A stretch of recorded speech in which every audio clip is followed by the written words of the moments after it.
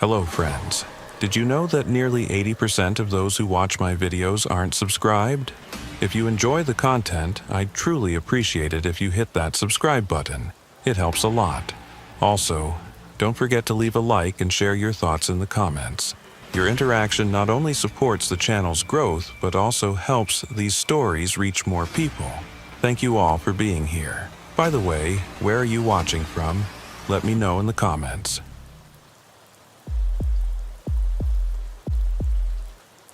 I've been working for the Texas Department of Public Safety for 19 years. I've served everywhere from the Panhandle to the Gulf Coast, witnessed accidents where survival seemed impossible, pulled bodies from twisted metal, and talked people down from places they shouldn't have been. If you do this job long enough, you develop a kind of immunity to strange occurrences, to events that don't quite make sense, to incidents you can't explain in a report without sounding like you've lost your mind. But some nights they just won't leave your mind.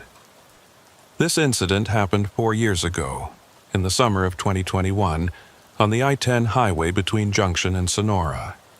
It's a desolate area, miles of farms, hills covered in cedar and mesquite trees, and darkness pressing in from all sides at night. The kind of darkness where your headlights are inadequate, where you feel like you're driving through something solid rather than air. It was a Tuesday. I remember because I'd switched shifts with Hernandez so he could make his kid's graduation. Started my patrol around 10 p.m., temperature still hovering near 90 even after sundown. The heat radiates up from the asphalt out there, makes everything shimmer even in the dark. I was about 40 miles west of Junction when I clocked the sedan. White Toyota Camry, maybe 10 years old, doing 73 in a 70 zone. Nothing worth pulling over for, but something made me pay attention. Maybe it was the way it was driving, perfectly centered in the lane, cruise control steady, no variation at all. Most people drift a little, speed up, slow down, adjust. This car moved like it was on rails. I followed it for about 2 miles just observing. No erratic behavior, no traffic violations, but that feeling in my gut wouldn't go away. The feeling you learn to trust after enough years in the job. At mile marker 412, the Camry's right turn signal came on. Blinked exactly 3 times, then the car pulled onto the shoulder and stopped. Smooth, controlled, like the driver had been expecting me, even though I hadn't activated my lights. I called it in. Dispatch, Unit 723, I've got a traffic stop, westbound I-10, mile marker 412, white Toyota Camry, running the plate now. The plate came back clean. Registered to a Michael Raines out of San Antonio. No warrants, no flags, insurance current. Everything normal. I approached the vehicle from the passenger side, the way we're trained. Desert wind was blowing hot across the highway, carrying the smell of creosote and dust. The Camry's engine was running, windows up, interior dome light off. I tapped on the passenger window with my flashlight. The window rolled down, smooth and quiet, and I got my first look at the driver. He was maybe 45, average build, clean-shaven, wearing a blue button-down shirt, brown hair cut short, hands on the steering wheel at 10 and 2. He turned to look at me, and his expression was neutral. Not nervous, not annoyed, not relieved, just neutral. "Evening, sir," I said. "License and registration, please." "Of course, officer." His voice was calm, measured. He reached for the glove box without any of the usual fumbling, pulled out the registration, then retrieved his wallet from his back pocket and handed me his license. Michael David Raines, address in San Antonio matching the registration. "Do you know why I pulled you over, Mr. Raines?" "No, sir, I don't." "You pulled over before I activated my lights." He smiled slightly. "I saw you following me. Figured you might want to check something. Thought I'd make it easy for you." That was reasonable. Cooperative, even. but something about the way he said it felt rehearsed. "Where are you headed tonight?" "El Paso, visiting family. Long drive." "I don't mind. I like the quiet." I studied him for a moment. Everything about this was normal. Perfectly, completely normal. And that's what bothered me. "I'll be right back with your documents." I returned to my unit and ran his information again. Clean record. Not even a speeding ticket. I called dispatch, gave them the details, asked if they had anything unusual in the area. Negative. Nothing reported, no bolos, no suspicious activity. I should have just given him a warning and sent him on his way. But I walked back to the Camry instead, leaned down to the passenger window and said, "Mr. Rains, would you mind stepping out of the vehicle?" "Is there a problem, officer?" "Just routine. Won't take long." He turned off the engine, opened his door, and stepped out. Moved smoothly, no hesitation, no nervousness. Just compliance. We stood in the glow of my headlights, heat still radiating from the asphalt, and I asked him the standard questions. Where was he coming from? San Antonio. When did he leave? About 3 hours ago. Was he traveling alone? Yes. Everything checked out. Mind if I take a look in your vehicle? Not at all. I've got nothing to hide. He opened the back door for me. The interior was clean. Almost too clean. No fast food bags, no coffee cups, no loose change or receipts. Just empty seats and carpet that looked freshly vacuumed. The trunk was the same. Spare tire, jack, a small overnight bag. I asked him to open the bag. Clothes, toiletries, phone charger. Nothing suspicious. "Thank you for your cooperation, Mr. Rains. You're free to go." "Appreciate it, officer. Have a good night." He got back in the Camry, started the engine, pulled smoothly back onto the highway and disappeared into the darkness, heading west. I sat in my unit for a few minutes, writing up the stop in my notes. Time, location, reason for stop, what I observed. Everything by the book. Then I noticed something. The timestamp on my dash cam.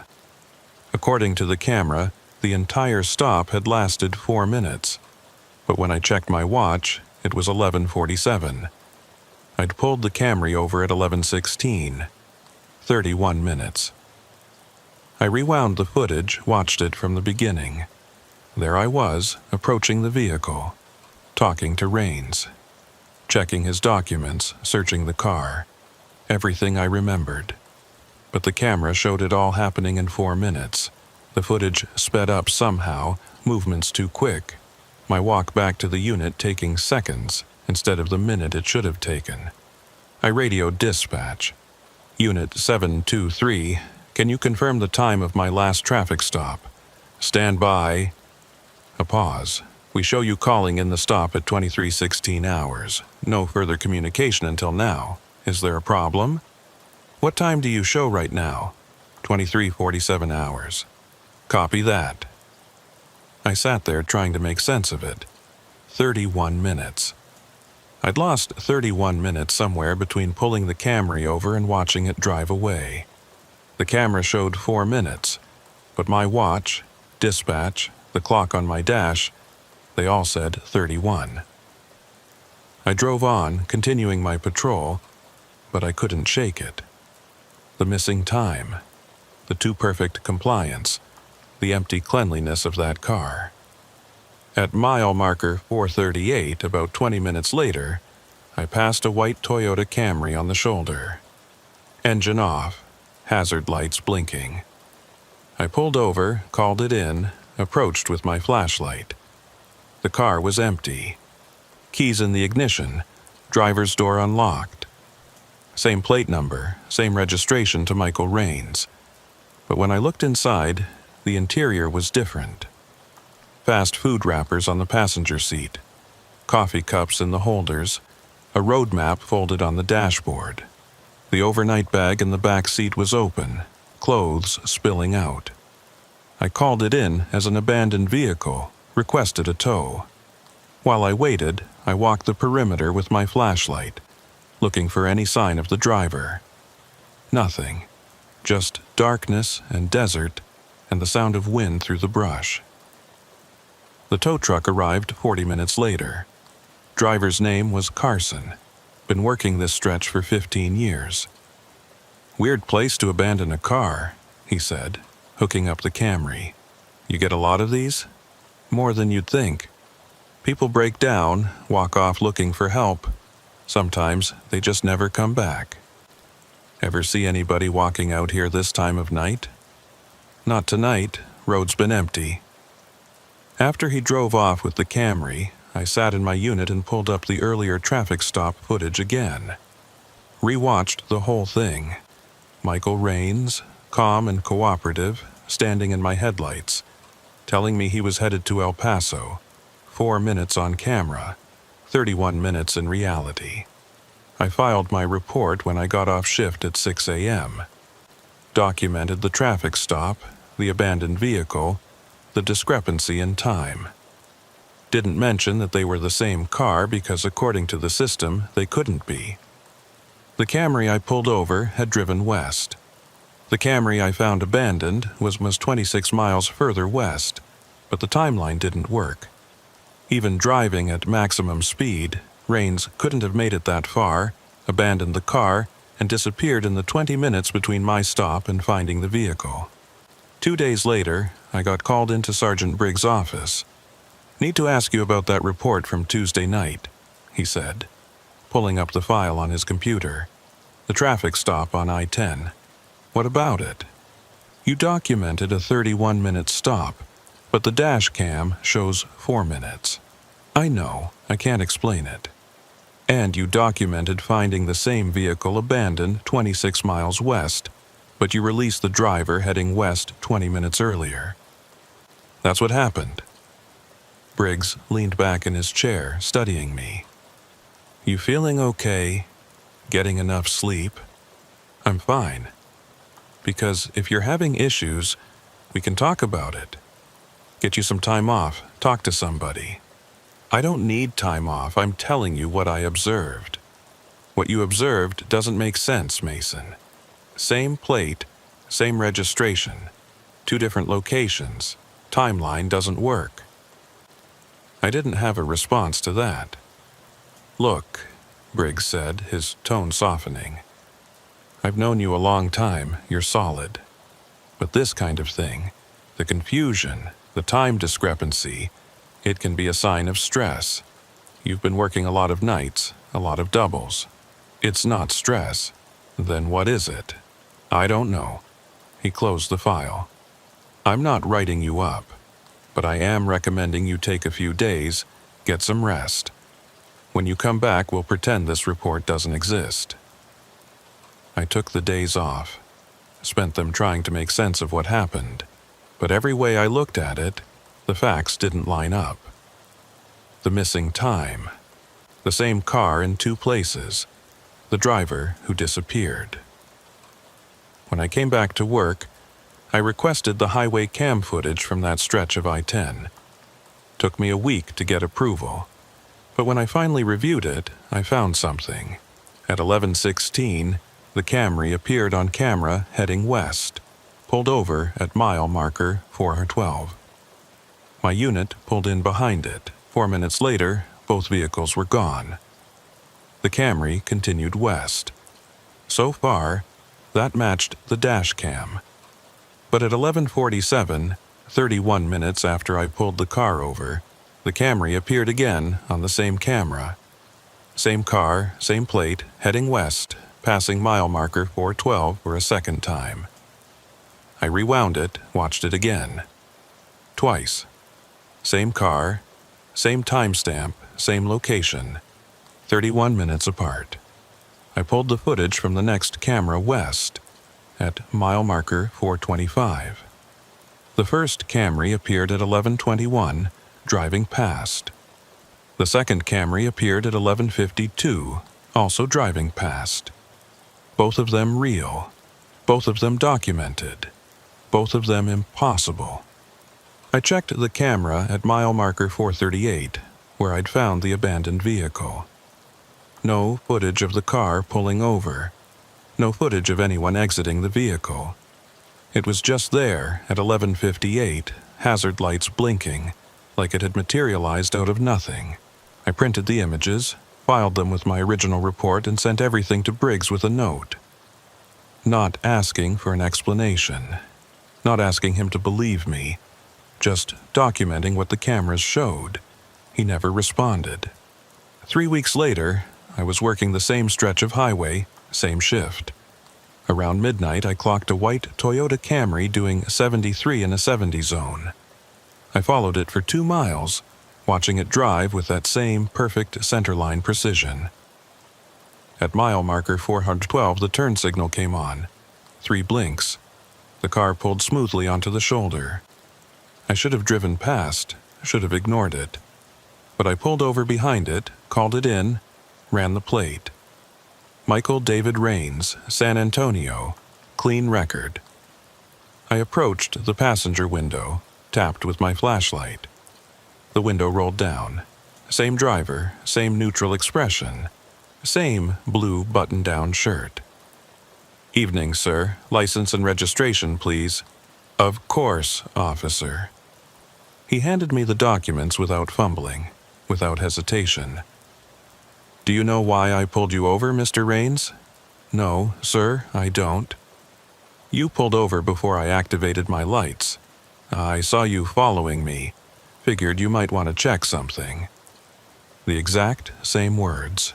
The exact same inflection. "Where are you headed tonight?" "El Paso, visiting family." I felt my pulse quicken. "Have we met before, Mr. Rains?" He smiled slightly. "I don't think so, officer. I'd remember. Wait here."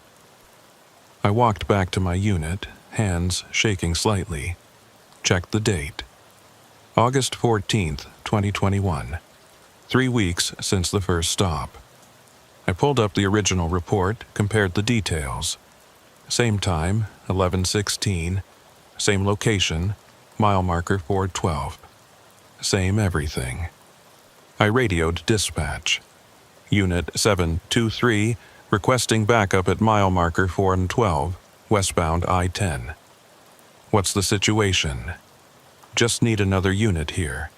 No emergency." "Copy. Unit 519 is about 15 minutes out." I walked back to the Camry. Rains was sitting with his hands on the wheel, patient, calm. "Mr. Rains, I need you to step out of the vehicle." "Is there a problem, officer?" "Just routine." He complied. Same smooth movements, same lack of nervousness. We stood in the headlights and I asked him questions I already knew the answers to. Where was he coming from? "San Antonio." "When did he leave?" "About 3 hours ago." "Was he traveling alone?" "Yes." "Mr. Rains, have you ever been stopped on this highway before?" "No, sir. First time. You're sure about that?" "Positive. I don't drive this route often." Unit 519 arrived. Trooper named Callahan I'd worked with a few times. I pulled him aside, explained the situation. Showed him the report from 3 weeks earlier. "Same guy?" he asked. "Same guy, same time, same place, same conversation, word for word." Callahan looked at Rains, then back at me. "What do you want to do?" "I don't know." We searched the vehicle together. Same empty interior. Same overnight bag with the same contents. Everything identical to the first stop. Callahan ran the information again while I kept Rains by my unit. Everything came back clean. "I got nothing," Callahan said quietly. "No, Watts. No warrants. Vehicle's not reported stolen. What's the violation?" "There isn't one." "Then we can't hold him." I knew he was right. I walked back to Rains, handed him his documents. "You're free to go, Mr. Rains." "Thank you, officer. Have a good night." He got in the Camry, pulled back onto the highway, drove west. Callahan and I stood there watching his taillights disappear. "You okay?" he asked. "Yeah." "You sure? Because that was weird." "I know." "You think he'll be back?" "Yeah," I said. "I think he will." Callahan left, and I sat in my unit, waiting. Checked my watch every few minutes, counting down. At 11:47, exactly 31 minutes after the stop, I drove to mile marker 438. The white Camry was there. Hazard lights blinking. Empty. I searched it with my flashlight. This time, the interior was different again. Child's car seat in the back. Shopping bags on the floor. A woman's jacket on the passenger seat. Different contents. Same impossible situation. I called it in as abandoned, requested a tow, filed another report. The next morning, Briggs called me into his office again. "We need to talk about these reports," he said. "I'm documenting what I observe. You're documenting the same traffic stop 3 weeks apart. Same driver, same time, same location. Because it's happening. It can't be happening, Mason. People don't appear in the same place at the same time doing the same thing weeks apart. That's not how reality works. I know how it sounds. Do you? Because it sounds like you're having some kind of episode. And I can't ignore that. Pull the highway cam footage. It'll show the same thing I'm reporting. I did pull it. There's no footage from mile marker 412 on August 14th. Camera was down for maintenance. That's convenient. It's documented. Scheduled maintenance, logged weeks in advance." I didn't have a response. "I'm putting you on administrative leave," Briggs said. "Effective immediately. You're going to see the department psychologist, get cleared for duty, and then we'll talk about you coming back. You're benching me for doing my job. I'm protecting you from yourself. Whatever's going on, Mason, it's not sustainable. Take the time, get help, come back when you're ready." I spent 6 weeks on leave. Saw the psychologist twice a week. Told her about the stress, the long hours, the isolation of night patrol. Didn't mention the Camry or Michael Raines or the missing 31 minutes. She cleared me for duty, said I seemed well rested, recommended I vary my shifts more, avoid too many consecutive nights. When I came back, I requested day shifts, worked them for 2 months, tried to forget about it. But on October 28th, I traded shifts with Mendoza. He needed a day off. I needed the overtime. Started patrol at 10 p.m., same stretch of I-10, same route.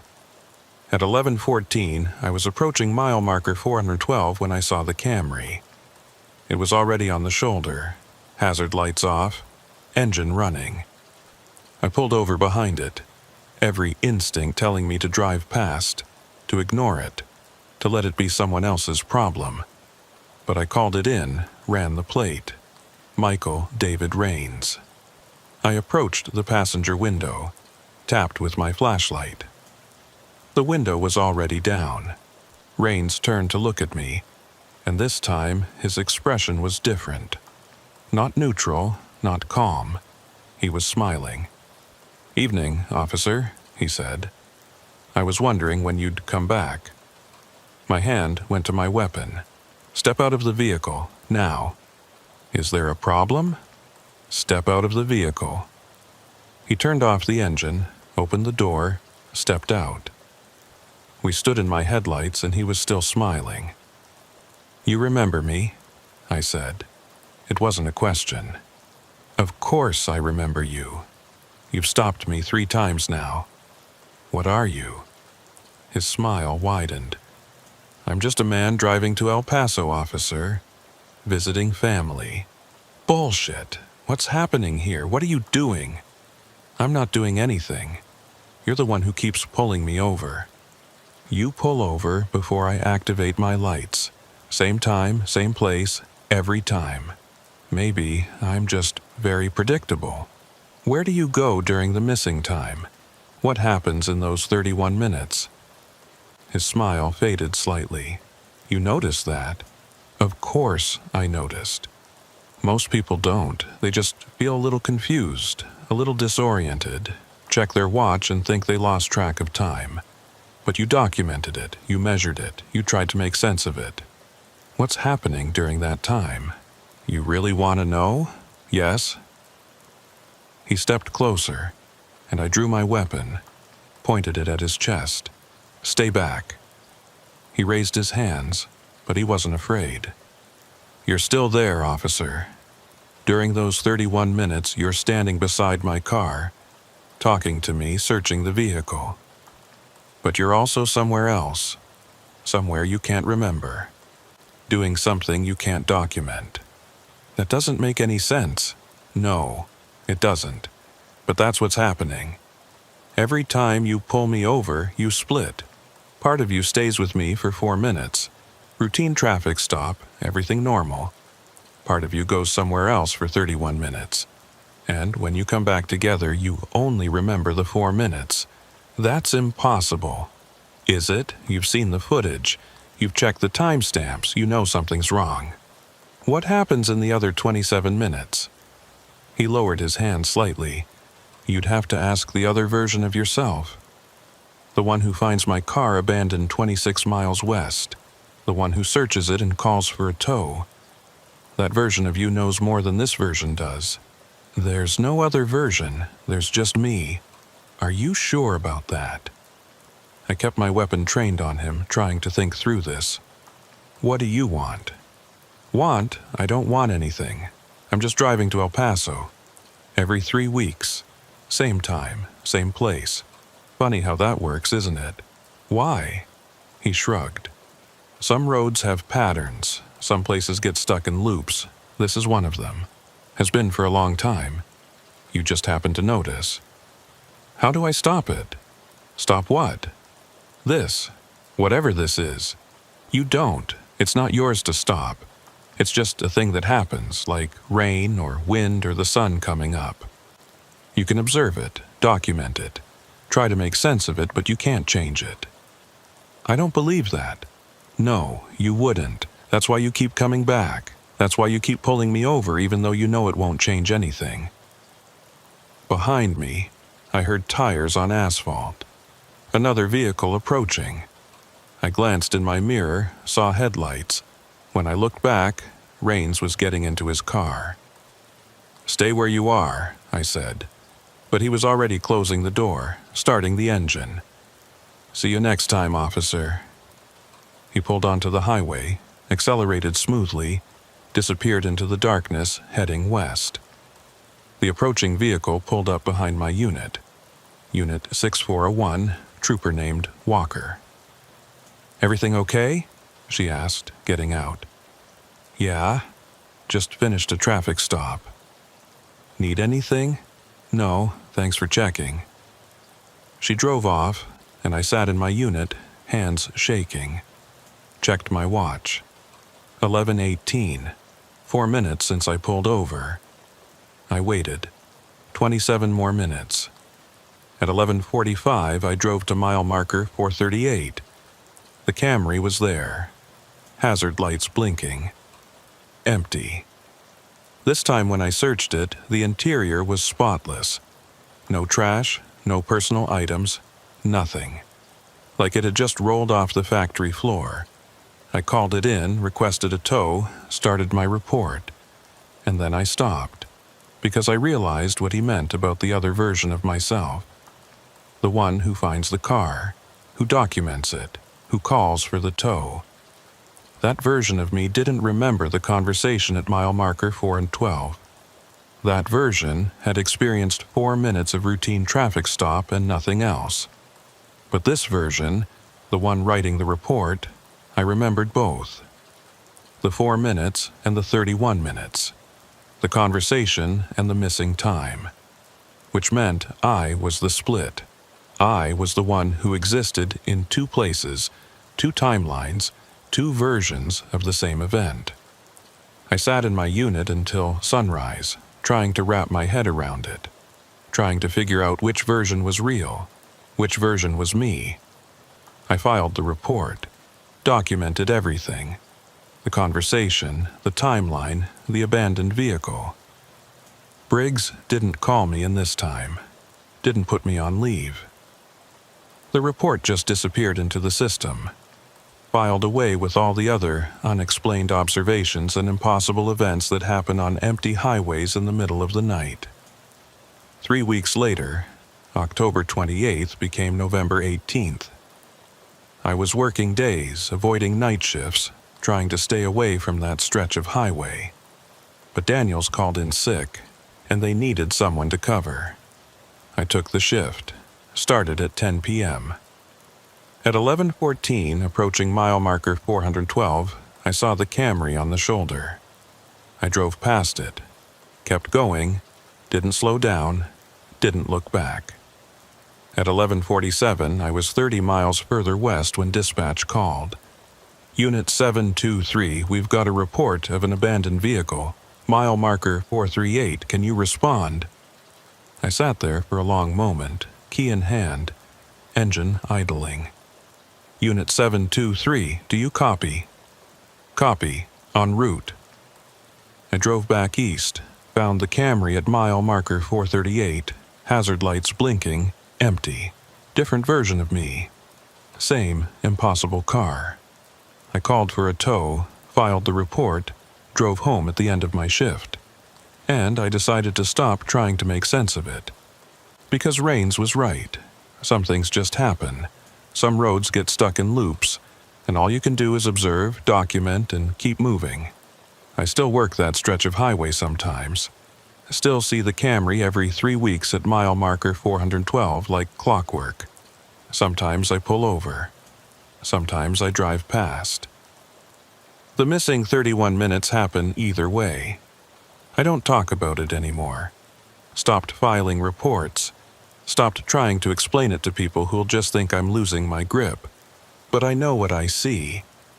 And I know that somewhere out there, another version of me is having a 4-minute conversation with Michael Raines, checking his documents, searching his car, sending him on his way to El Paso, while this version drives to mile marker 438 and finds the car abandoned. Both real, both documented, both impossible. That's the thing about roads in West Texas. Some of them don't follow the rules, and once you notice, you can't unnotice. You just learn to live with it. I'm still Trooper Mason Hayes, still working the highway, still doing my job. But every 3 weeks at 11:16 p.m., I check my watch and count down the 31 minutes. And wonder which version of me is real. Or if maybe both versions are, existing in parallel, touching the same moment from different angles, trying to document something that can't be explained in any report that would make sense. The Camry is still out there. Michael Raines is still driving to El Paso, and somewhere between mile marker 412 and mile marker 438, reality splits into 2 timelines that don't quite line up. I just drive through it now, noting the discrepancy, filing it away in the part of my memory reserved for things that happen but don't make sense, because that's the job. You observe, you document, and you keep moving. Even when the road loops back on itself, even when time splits, even when you know that the next time you approach mile marker 412 at 11:14 p.m., the white Camry will be waiting. And you'll have to decide which version of yourself you want to be. The one who stops, or the one who drives past and finds it abandoned 26 miles later. Either way, the missing 31 minutes will happen.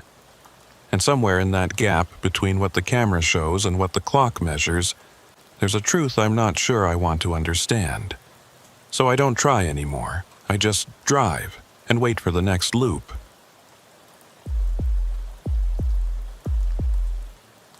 They train you to trust your eyes. Visual confirmation, they call it during academy. See it, process it, act on it. Your eyes don't lie. Your gut might be wrong. Witnesses might misremember. But what you see with your own eyes, That's solid ground. 17 years on the job taught me different. This was February 2022. Cold for Texas. Temperatures dropping into the 30s at night. I was working the graveyard shift on US 83 between Abilene and Brownwood, a stretch of highway that cuts through ranch country and not much else. No towns, no truck stops, just fence lines and cattle guards and darkness that goes on forever. The call came in at 2:17 a.m. Unit 482, we've got a report of a pedestrian on the roadway, northbound 83, approximately mile marker 78. Caller states individual is walking in the right lane, dark clothing, appears disoriented. Copy, en route. Mile marker 78 was about 12 miles north of my position. I activated my lights, picked up speed. Pedestrian on a highway at night is bad news. People break down, start walking, get disoriented, step into traffic. Seen it end badly more times than I want to count. The highway was empty, nothing but my headlights cutting through the dark and the white dashed line disappearing under my bumper. Temperature gauge showed 34 degrees. Cold enough that anyone walking out here would be in trouble pretty quick. At mile marker 76, I started scanning the road ahead. No sign of anyone. Just asphalt and scrub brush and the occasional reflector catching my lights. Mile marker 77, still nothing. I slowed down as I approached 78, watching both sides of the road, checking the shoulders, looking for any movement. Nothing. I drove another half mile, turned around, made another pass. Same result. No pedestrian, no parked vehicles, no sign anyone had been there at all. I radioed dispatch. Unit 482, I'm at mile marker 78, no visual on the pedestrian. Can you confirm the caller's information? Stand by. A pause while they checked. Caller reported from a cell phone, didn't leave a name. Said they passed a man walking northbound in the right lane approximately 5 minutes before calling it in. Did they stop to check on him? Negative. Caller stated they were scared, kept driving, called it in from a few miles up. That tracked. People see something weird on an empty highway at night. They don't always stop. They just want someone with a badge to handle it. I'm going to expand the search pattern. Maybe he made it to the shoulder, found some cover. Copy that. I drove north another 3 miles, south another 3, checking every pull-off, every gap in the fence line, anywhere someone might have gone. Used my spotlight to sweep the areas beyond the shoulder. Nothing. After 40 minutes of searching, I called it off. Whoever the caller had seen, they were gone now. Maybe they got picked up. Maybe they were never there to begin with. Happens more than you'd think. People see shadows, animals, their own headlights creating illusions on empty roads. I filed a report, documented the search, cleared the call. Should have been the end of it. 2 nights later, same shift, I got another call. Same location, same description. Pedestrian walking northbound on US 83, mile marker 78, dark clothing. Different caller this time. Woman driving home from a late shift in Brownwood said she passed a man walking in the right lane, looked like he was in trouble. I responded, same as before. 12 miles north, lights on, scanning the road. Mile marker 76, nothing. Mile marker 77, nothing. Mile marker 78, nothing. Same result. No pedestrian, no evidence anyone had been there. Expanded search, 40 minutes came up empty. Unit 482, any luck? Negative, no sign of the individual. Copy, we'll log it. I sat in my unit at mile marker 78, engine idling, and looked at the empty highway stretching north into darkness. 2 calls, 2 nights, same location, same description. That wasn't coincidence. I pulled up the highway cam footage on my mobile terminal. TX has cameras spaced along major routes, mostly for monitoring traffic and weather. US 83 had one at mile marker 75 and another at mile marker 85. 10-mile gap, but maybe I'd catch something. The camera at 75 showed my unit passing northbound at 2:29 a.m., lights activated. Nothing else. No other vehicles, no pedestrians. The camera at 85 was the same.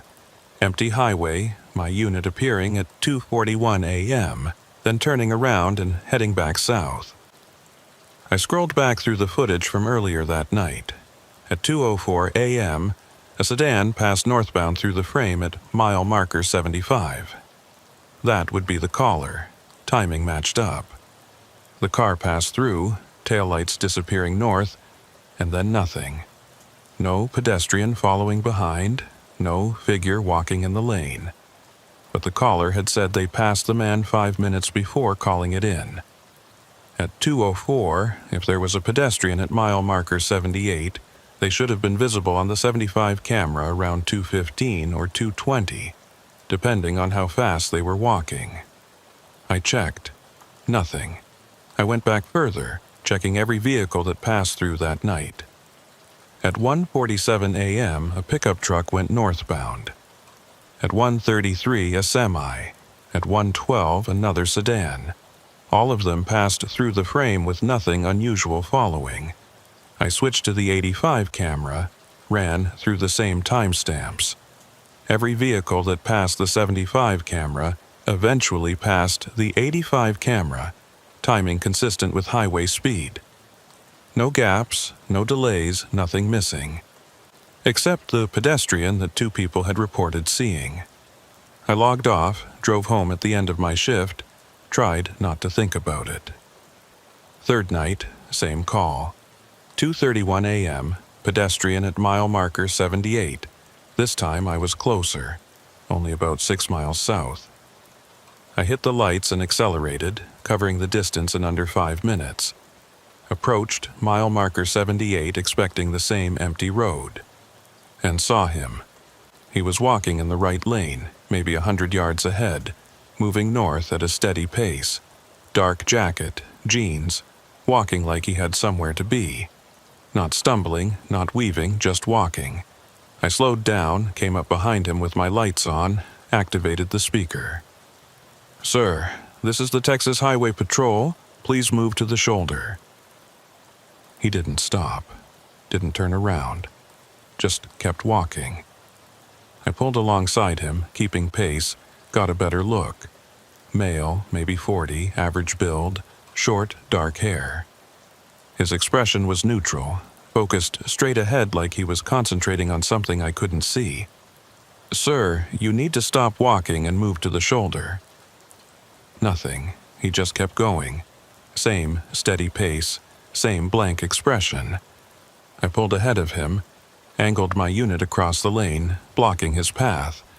Got out, approached with my flashlight. He stopped about 10 feet from my bumper, standing in the middle of the lane, hands at his sides. "Sir, it's dangerous to walk on the highway. Are you having vehicle trouble? Do you need assistance?" He didn't respond, just stood there looking at me with that same neutral expression. "What's your name?" Nothing. "Are you injured? Do you need medical attention?" He blinked once, slowly, but didn't speak. I keyed my radio. "Unit 482, I've got contact with the pedestrian at mile marker 78. Subject is non-responsive, appears to be in some kind of altered state. Requesting medical assistance. Copy. Ambulance is en route. ETA 12 minutes. I holstered my radio, kept my flashlight on him. "Sir, I need you to come over here and sit down. Help is coming." He took a step forward, then another. Not toward the shoulder, not toward me. He just walked around my unit, continuing north, same steady pace as before. "Sir, stop. You need to wait here." He kept walking. I followed, shining my light on him, calling out.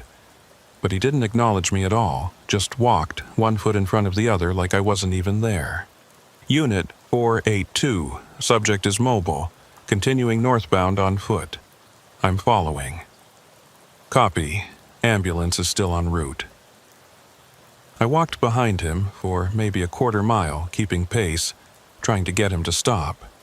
But he just kept going, unresponsive, focused on something ahead. At mile marker 79, he stopped. Just froze mid-step, 1 foot forward, arms at his sides. "Sir?" He turned his head slightly, not looking at me, looking past me, toward the south. And then he stepped off the highway, crossed the shoulder, and walked into the brush. I followed with my flashlight, calling out, but the scrub was thick, and he was moving faster than before. Within seconds, I lost sight of him. I radioed it in, established a perimeter, waited for backup. When the ambulance arrived, we searched the area with spotlights and flashlights covering a half-mile radius from where he'd left the road. No sign of him. No tracks, no disturbed brush, nothing. It was like he'd stepped off the highway and vanished. We called in a helicopter at dawn, searched from the air. Thermal imaging showed cattle, a few coyotes, nothing human-sized. The man was gone. I filed a report, documented everything. The non-responsive behavior, the way he walked past my unit, the disappearance into the brush. Included witness statements from the 3 callers who'd reported seeing him. Sergeant Holt called me in 2 days later. "Read your report about the pedestrian," he said. "Yes, sir." "You actually saw him this time?" "Yes, sir. Direct visual contact, approximately 3 to 4 minutes of observation. But you didn't get an ID, didn't get him to stop, didn't get him into protective custody. He was non-compliant, walked right past me like I wasn't there, and then vanished into the brush." "Correct." Holt leaned back in his chair, studying me. "You checked the cameras?" "Not yet. Was going to pull the footage today." "Do it. Because I've got 3 civilian reports of a pedestrian at mile marker 78 and 1 trooper report of direct contact, but I don't have any physical evidence this person exists." "He exists. I saw him." "Then the cameras will show him too." I pulled the footage that afternoon. Started with the mile marker 75 camera, scrolling to 2:31 a.m. when I got the call. My unit appeared at 2:33, lights activated, heading north. No other vehicles, no pedestrian. I jumped to 2:36 when I should have reached mile marker 78. According to my dash cam, that's when I first saw him, walking ahead of me in the lane. But the 75 camera, looking north up the highway, showed nothing. Just empty road and my headlights in the distance. I switched to my dash cam footage. There I was, slowing down, pulling alongside the pedestrian, activating the speaker. The audio was clear, my voice telling him to move to the shoulder. The video showed him walking, dark jacket, steady pace, ignoring me completely. But when I synced the timestamp with the highway cam showed an empty lane. My unit was there, lights on, spotlight activated, pulling alongside nothing. I watched both feeds side by side. On my dash cam, I pulled ahead, blocked the lane, got out, approached the pedestrian. On the highway cam, I pulled ahead, blocked an empty lane, got out, walked toward nothing. On my dash cam, he walked around my unit, continued north. On the highway cam, I stood in the middle of the highway, flashlight pointing at empty air, walking backward like I was following someone who wasn't there. I felt sick. I jumped forward to mile marker 79 where he'd stepped off the road. My dash cam showed him stopping, turning, walking into the brush. The highway cam showed me standing on the shoulder, shining my flashlight into the scrub, talking to myself. I went back, reviewed all 3 nights. Every call, every response, every search. The highway cameras showed the same thing. Empty road. No pedestrian. Just me, driving around, searching. talking to dispatch about someone who didn't exist on any camera except my own dash cam. I called Holt, asked him to review the footage. He came down to the tech room, watched over my shoulder. "Play your dash cam again," he said. I did. Clear video of the pedestrian, walking, non-responsive, disappearing into the brush.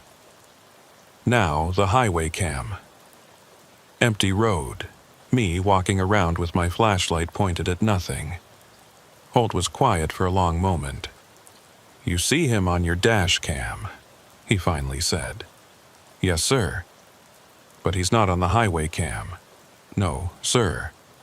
And the 3 civilian callers, they all reported the same thing. Same location, same description, same behavior. "Yes, sir." "You think they saw the same thing you saw?" "I don't know what else it could be." Holt rubbed his face, tired. "I need you to take a few days off. I'm not imagining this. I didn't say you were, but something's not right, and until we figure out what it is, I can't have you responding to calls in that area." "The callers saw him too. The callers reported seeing something. Whether it's the same thing you saw, I can't confirm. What I can confirm is that the highway cameras don't show anything, and that's a problem." I took the days off, spent them trying to make sense of it. The pedestrian I saw was real, solid, physical. I watched him walk, watched him breathe, watched him step off the road into the brush. But the cameras said different. On the 4th day of my leave, I got a call from a civilian, woman named Teresa, who'd been one of the original callers. "I saw your report got flagged," she said.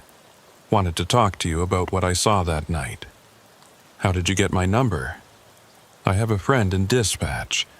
Look, I know this sounds crazy, but I need to tell someone who'll understand." "Go ahead."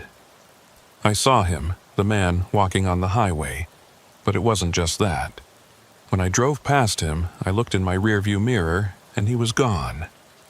Just vanished, empty road behind me." "Could he have stepped off the shoulder?" "No, I was watching. One second he was there, next second he wasn't. That's why I called it in, because I thought maybe I was seeing things, but I needed someone to check." "Did you see him clearly?" "Yeah.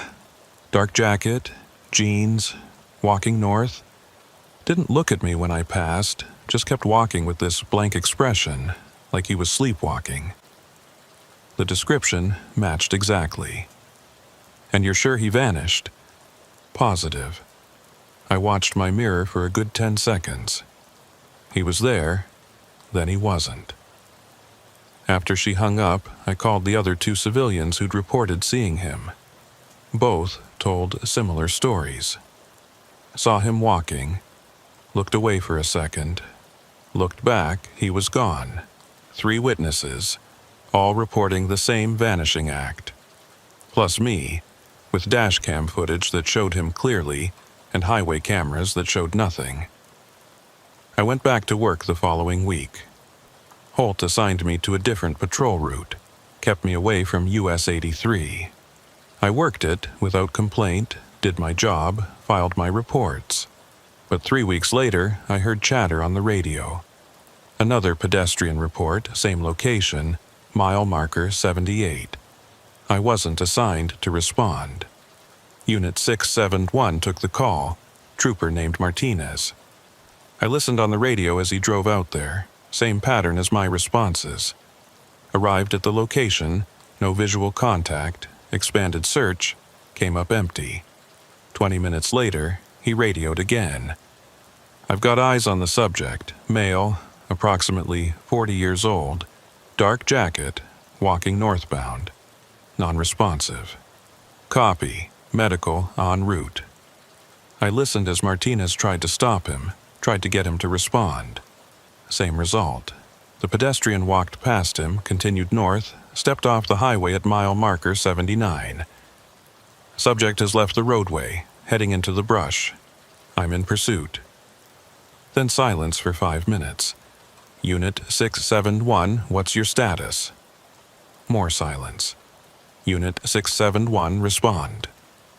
Finally, Martinez came back on. I lost him. He just disappeared. 1 second, he was right in front of me. Next second, he was gone. I pulled the footage later that day. Same result. Martinez's dash cam showed the pedestrian clearly. Highway cameras showed Martinez driving around, searching, walking after nothing. Holt called us both in. 2 troopers, multiple civilians, all reporting the same thing, he said. But the highway cameras show nothing. What am I supposed to do with that? Neither of us had an answer. Is there any chance, Holt said carefully, that we're dealing with some kind of equipment malfunction? Dash cams showing something that's not there? 3 different dash cams?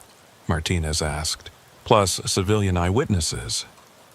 I'm trying to find a rational explanation. Maybe there isn't one, I said. Holt looked at me. What are you suggesting? I'm not suggesting anything. I'm just saying maybe some things don't have rational explanations. That's not how this works. Everything has an explanation, we just have to find it. But we didn't find it. The reports kept coming. Every 3 weeks, like clockwork, someone would call in a pedestrian at mile marker 78. Sometimes we'd respond and see nothing. Sometimes we'd see him, follow him, watch him vanish. The highway cameras never showed anything. After the 8th report, Holt stopped assigning units to respond. Logged the calls, documented the pattern, but didn't send anyone out. What was the point? We couldn't catch him, couldn't identify him, couldn't make him stop. He was just there. Walking northbound every 3 weeks, dark jacket, blank expression, vanishing at mile marker 79. I started doing my own research. Checked accident reports for that stretch of highway going back 20 years. Found one that stood out. March 2004, single vehicle accident at mile marker 78.5. Driver lost control. Vehicle left the roadway, struck a tree. Driver pronounced dead at the scene. Male, 42 years old, identified as David Carter from Abilene. Time of accident, 2:17 a.m. I pulled the accident photos. Carter had been wearing a dark jacket and jeans.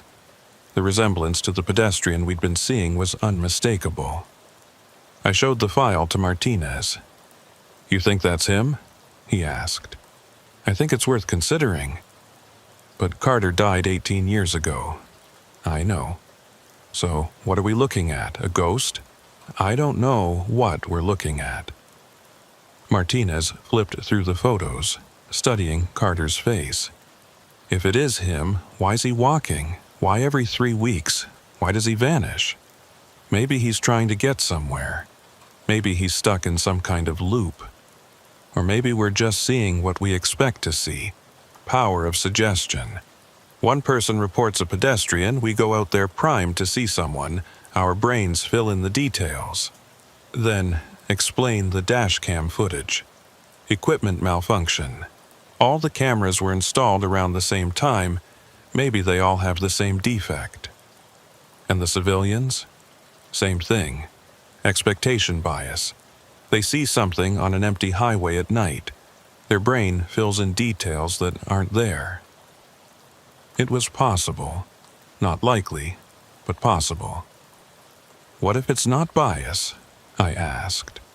What if we're all seeing the same thing because it's actually there, but it only exists in a way that cameras can't capture? That doesn't make any sense. None of this makes sense. 2 months later, I was working day shift when I got a call from a detective in Abilene. They were reviewing cold cases, came across David Carter's accident file, saw my name flagged in recent reports from the same area. I'm calling about the pedestrian sightings on 83, the detective said.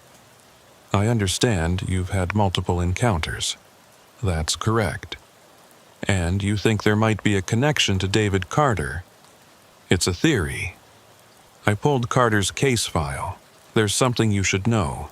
The accident happened at 2:17 a.m., but the responding officer noted something odd. Carter's vehicle left the road at mile marker 78.5, but his body was found a quarter-mile north at mile marker 79, like he got out of the vehicle after the crash and walked north before collapsing. The exact pattern the pedestrian followed, starting at 78, walking to 79, disappearing into the brush. "There's more," the detective said. Carter was reported missing 3 weeks before the accident. Wife said he'd gone out for a drive one night, didn't come home. When they found his vehicle, it had been there for weeks. Judging by decomposition and insect activity, he'd died the same night he disappeared. So he crashed, got out, walked north, and died in the brush. That's what the evidence suggests, but here's what bothers me. The vehicle was found with the keys in the ignition, lights on, engine dead. Battery had run down over 3 weeks, but Carter's last cell phone ping was the night he disappeared, and it came from the same location, mile marker 78. He was there when he disappeared, and his body was found 3 weeks later in the same spot where he died the night he vanished. Like time folded somehow, like he was both dead for 3 weeks and dying that night. I sat with that for a minute, trying to process it. "You think that's what we're seeing?" I asked. "Some kind of time loop?" "I don't know what you're seeing, but whatever it is, it's been happening for 18 years. Every 3 weeks, like clockwork, and it always follows the same pattern. Mile marker 78 to mile marker 79, walking north, then vanishing." "Does Carter have any family left?" "Wife died in 2019. No kids, no other relatives I can locate. So nobody's looking for answers. Just us." The detective sent me the full case file. I read through it, studied the photos, reviewed the timeline. Everything pointed to the same conclusion. David Carter died at mile marker 79 on March 14, 2004, walking away from his crashed vehicle. And every 3 weeks since then, someone sees him doing it again. Not a ghost. Not exactly. More like an echo. A moment caught in a loop, repeating at regular intervals, visible to anyone who happens to be looking at the right time. But only on dash cams and human eyes, never on the highway cameras. I don't know why. Maybe those cameras capture a different spectrum. Maybe they only record what's physically there. Maybe whatever Carter left behind exists in a frequency they can't detect. Or maybe Martinez was right, and we're all experiencing some kind of mass hallucination, seeing what we expect to see based on suggestion and pattern recognition. I don't have an answer. What I have is this. Every 3 weeks, someone calls in a pedestrian at mile marker 78. Sometimes we respond, sometimes we don't.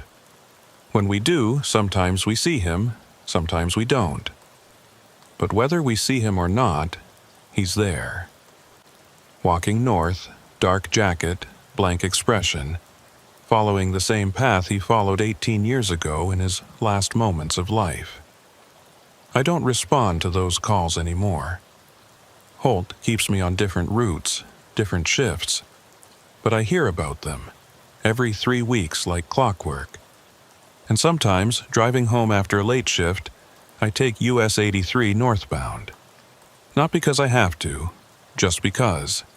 I slow down at mile marker 78, watch the road ahead, check my dash cam to make sure it's recording. Most times, there's nothing. But every now and then I see him, walking in the right lane, steady pace, focused on something I can't see, and I follow at a distance, keeping my spotlight off, just watching. He never acknowledges me, never stops, never turns around. He just walks to mile marker 79, stops for a moment, turns his head like he's looking back at something, then steps off the highway into the brush, and vanishes every 3 weeks, for 18 years. I don't know what he's looking for out there. Don't know if he's aware he's dead, or stuck, or repeating.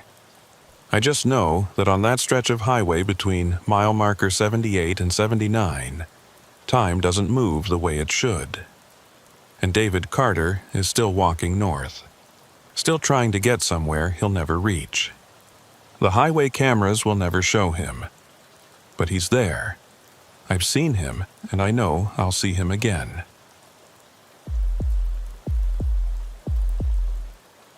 The thing about abandoned vehicles is they're never really abandoned. Someone left them there. Someone made a choice or had a choice made for them, and the vehicle is what's left behind. Evidence of something that happened, even if you don't know what. I've been working Texas highways for 15 years. Seen hundreds of abandoned vehicles. Most have a story that makes sense. Ran out of gas, broke down, driver walked to get help and never came back. Sometimes they come back with a tow truck, sometimes they don't. The state eventually hauls them away, and that's that. But some vehicles stick with you.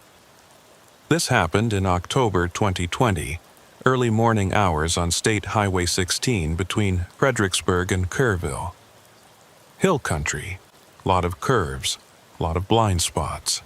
Not a highway you want to break down on at 3 in the morning. I was running radar near mile marker 23 when dispatch called. Unit 357, we've got a report of a vehicle on the shoulder, northbound 16 at mile marker 31. Caller states the vehicle appears abandoned, lights on, engine running. Copy, en route. Mile marker 31 was about 8 miles north. I headed up. No lights, no rush. Abandoned vehicle with the engine running usually means someone stepped away for a minute. Bathroom break, checking a flat tire, making a phone call. They'd probably be back before I got there. The highway was empty. Middle of the week, middle of the night. Nothing moving but me and the wind pushing through the hills. Temperature was mild, mid-60s, clear sky. At mile marker 31, I found the vehicle. A silver Honda Accord, maybe 5 years old, pulled onto the shoulder with the hazard lights blinking. Headlights on. Engine running. I could hear it idling as I pulled up behind it. No driver in sight. I activated my rear lights, called it in. Unit 357, I'm on scene at mile marker 31. Silver Honda Accord, Texas plates. I read off the plate number. Engine running, no occupant visible. I'm going to approach the vehicle. Copy. I got out, flashlight in hand, approached from the passenger side. The windows were up, interior dome light off. I could see into the front seats. Empty. Back seats. Empty. No personal items visible, no phone, no wallet, nothing on the seats. I tried the passenger door, locked. Walked around to the driver's side. Door was unlocked. I opened it, leaned in. The car was in park. Engine running smooth. Gas tank showing 3/4 full. No check engine lights, no warning indicators. Everything functioning normally. Keys in the ignition. Phone in the center console. Wallet in the cup holder. I picked up the phone, locked, but the screen showed the time, 3:17 a.m. Recent notification from an hour ago, text message preview visible. Call me when you get this. The wallet had a driver's license. Male, 36 years old. Name, William Brandt. Address in San Antonio. Credit cards, some cash, everything you'd expect. But no driver. I stepped back, surveyed the area with my flashlight. The shoulder was wide here. Gravel and dirt. Plenty of room to pull over safely. No skid marks, no sign of a collision or mechanical failure. The car had been parked deliberately, carefully. I checked the immediate area, walked 50 feet in each direction. Looked into the brush on both sides of the highway. Called out, "Mr. Brandt, this is the Texas Highway Patrol. If you can hear me, please respond." Nothing but wind and the sound of the idling engine. I radioed it in. Unit 357, vehicle is confirmed abandoned. Engine running, keys in ignition, personal items inside including phone and wallet. No sign of the driver. License shows William Brandt, San Antonio. Requesting additional units for area search. Copy. Nearest unit is 418. ETA 20 minutes. I waited by the vehicle, periodically calling out, checking the area. The Honda just sat there, engine purring, hazard lights blinking, like the driver had stepped away for 30 seconds and would be right back. Unit 418 arrived, trooper named Collins I'd worked with before. We split up, expanded the search perimeter, checked both sides of the highway for a quarter mile in each direction. No sign of William Brandt. At 4:15 a.m., we called in a missing person report, requested K9 units for tracking. The dog arrived at dawn, picked up a scent from the driver's seat, tracked it about 30 feet into the brush on the east side of the highway, then lost it. Just stopped, sat down, wouldn't go further. The handler tried multiple times, same result. The scent trail ended 30 feet from the road in the middle of nowhere, with no indication where Brandt had gone from there. We expanded the search, brought in more units, covered a square mile on foot. Found nothing.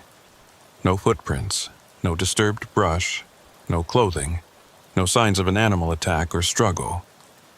William Brandt had parked his car on the shoulder of Highway 16, left the engine running, walked 30 feet into the brush, and vanished. I called the phone number from the text message. Woman answered, groggy. Didn't sound happy about the early call. This is Trooper Hayes with the Texas Highway Patrol. I'm calling about William Brandt. Are you acquainted with him? Her tone changed immediately. Yes? That's my brother. Is he okay? We found his vehicle abandoned on Highway 16. Can you tell me when you last spoke to him? Last night around 10. He was driving back from Austin, said he'd be home by midnight. When he didn't call, I texted him, but he didn't respond. What do you mean abandoned? His car is here, engine running, but there's no sign of him. Silence on the other end. Then, that doesn't make sense. Will wouldn't just leave his car. Was he having any problems? Any reason he might have pulled over? No, he was fine. We talked about work, about plans for the weekend. He was in a good mood. Was he alone? Yes. Did he mention stopping anywhere between Austin and San Antonio? No, he was just driving straight through. It's a 2-hour drive. He does it all the time. I took her information, told her we were actively searching, would keep her updated. She asked if she should drive out there. I told her there wasn't much she could do, better to stay by the phone in case her brother contacted her. After we hung up, I went back to the Honda.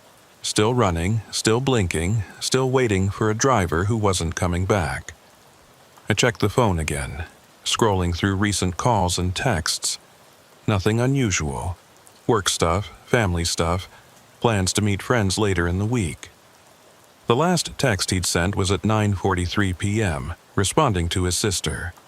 On the road, talk soon. Between 9:43 p.m. and 3:17 a.m., nothing. No calls, no texts, no activity. But according to his sister, he should have been home by midnight.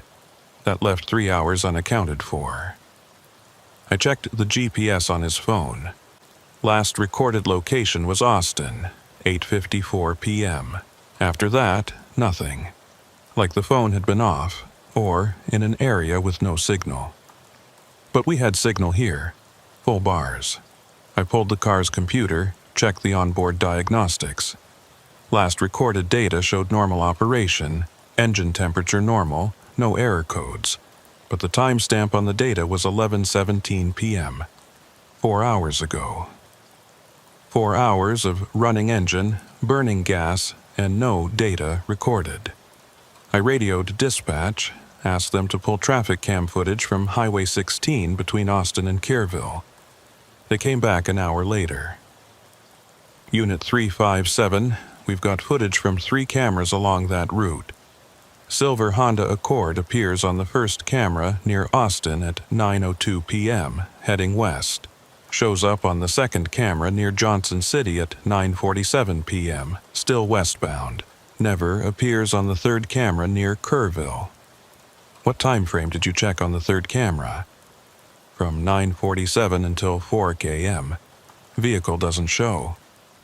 It has to be there. The car is sitting right here at mile marker 31. It had to pass that camera to get here. We checked. It's not on the footage. I thanked them, signed off, tried to process that. The Honda appeared on 2 cameras heading west, then disappeared from the system entirely. Didn't show up on any subsequent cameras, but somehow ended up 50 miles further west with the engine running and no driver. The search continued through the day. We brought in helicopters, thermal imaging, volunteers from the local sheriff's department. Covered 5 square miles of terrain. Nothing. At noon, I was standing by the Honda, now towed to a secure lot, when my phone rang. Dispatch. Unit 357, we need you to verify something. You documented finding this vehicle at 3:17 a.m. at mile marker 31, correct? Correct. And you called it in at that time? Yes, as soon as I arrived on scene. We have a problem. We don't have a record of that call. What do you mean? Your first communication about this vehicle shows in our system at 4:15 a.m. when you requested K9 units. Before that, nothing. No initial call about finding the vehicle, no request for backup, no traffic stop documentation. That's impossible. I called it in at 3:17. Check the dash cam timestamp. We did. Your dash cam shows you arriving at the vehicle at 3:17, but the audio is corrupted. We can see video of you approaching the vehicle, searching the area, but we can't hear any radio communication. The audio was fine. I tested the system at the start of my shift. We believe you, but the audio from 3:17 to 4:14 is completely missing from the recording. Just static. I felt a cold sensation in my chest. Pull the cell tower data. My radio uses cellular relay in that area. The towers will have records of the transmission. They pulled it. No record of any transmission from my radio between 3:17 and 4:14. 57 minutes of missing communication. I drove back to the scene that afternoon, stood on the shoulder at mile marker 31 where the Honda had been, walked 30 feet into the brush where the K9 had lost the scent. There was nothing there. Just dirt and rocks and scrub brush. No depression, no disturbance, nothing to indicate anyone had stood there. But when I looked back at the highway, at the spot where the Honda had been parked, I noticed something. The gravel on the shoulder was undisturbed. No tire tracks, no displacement. Like the car had been placed there, not driven there. I took photos, documented it, sent them to the investigation team. They came back with an explanation. Wind and traffic had probably smoothed out the tracks. The car had been there for several hours before I found it. Plenty of time for evidence to degrade. But I knew what I'd seen. Fresh gravel, perfectly smooth, with no indication a 3,000-pound vehicle had been sitting there. The investigation continued for 2 weeks. No trace of William Brandt, no activity on his credit cards, no cell phone pings, no sightings. He'd vanished completely. The Honda was released to his sister. She drove it back to San Antonio, called me a few days later. I went through the car, she said, looking for any clue about what happened. Find anything? No, but there's something weird, the odometer. What about it? Will's car had 47,000 miles when he left Austin. I know because he mentioned it. Said he needed to get an oil change soon. When I picked up the car, the odometer showed 47,000 miles. Maybe he got the oil change. No, you don't understand. It should have shown at least 47,150. Austin to where you found the car is 75 miles each way, but the odometer didn't change at all. Like the car had been teleported, picked up from one location and placed in another without actually traveling the distance. I didn't have a response to that. The case went cold. William Brandt remained missing, status unknown, investigation suspended pending new leads. But I couldn't let it go. I started driving Highway 16 on my off days, same route Brandt would have taken from Austin to San Antonio, stopping at mile marker 31, walking the area, looking for anything we might have missed. 3 months later, December 2020, I was making one of these trips when I pulled over at mile marker 31. Evening this time, sun setting, temperature dropping. I got out, walked to the spot where the Honda had been, stood there looking at the highway, and I felt it, hard to describe, like a pressure in my ears, or a change in air density, like standing too close to a power line, that low hum you feel more than hear. I took a step back, and the feeling disappeared.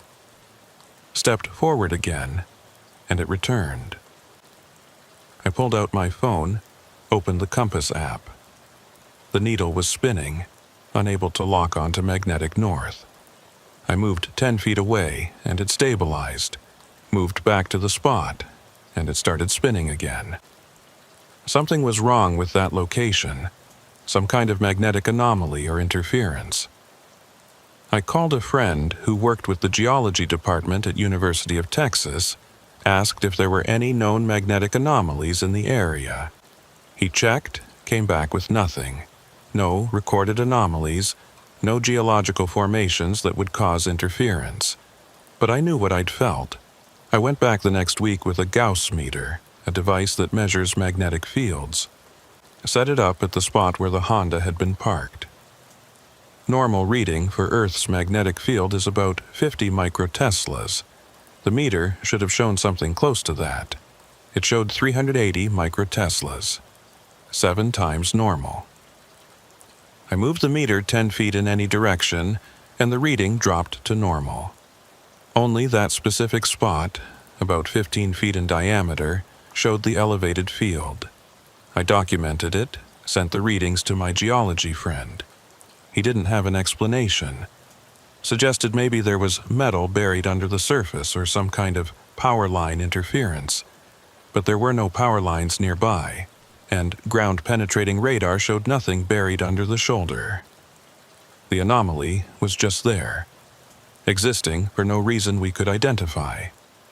I started checking other locations where vehicles had been found abandoned in the area. Over the next few months, I identified 4 more spots, all within a 50-mile radius, all showing the same elevated magnetic readings.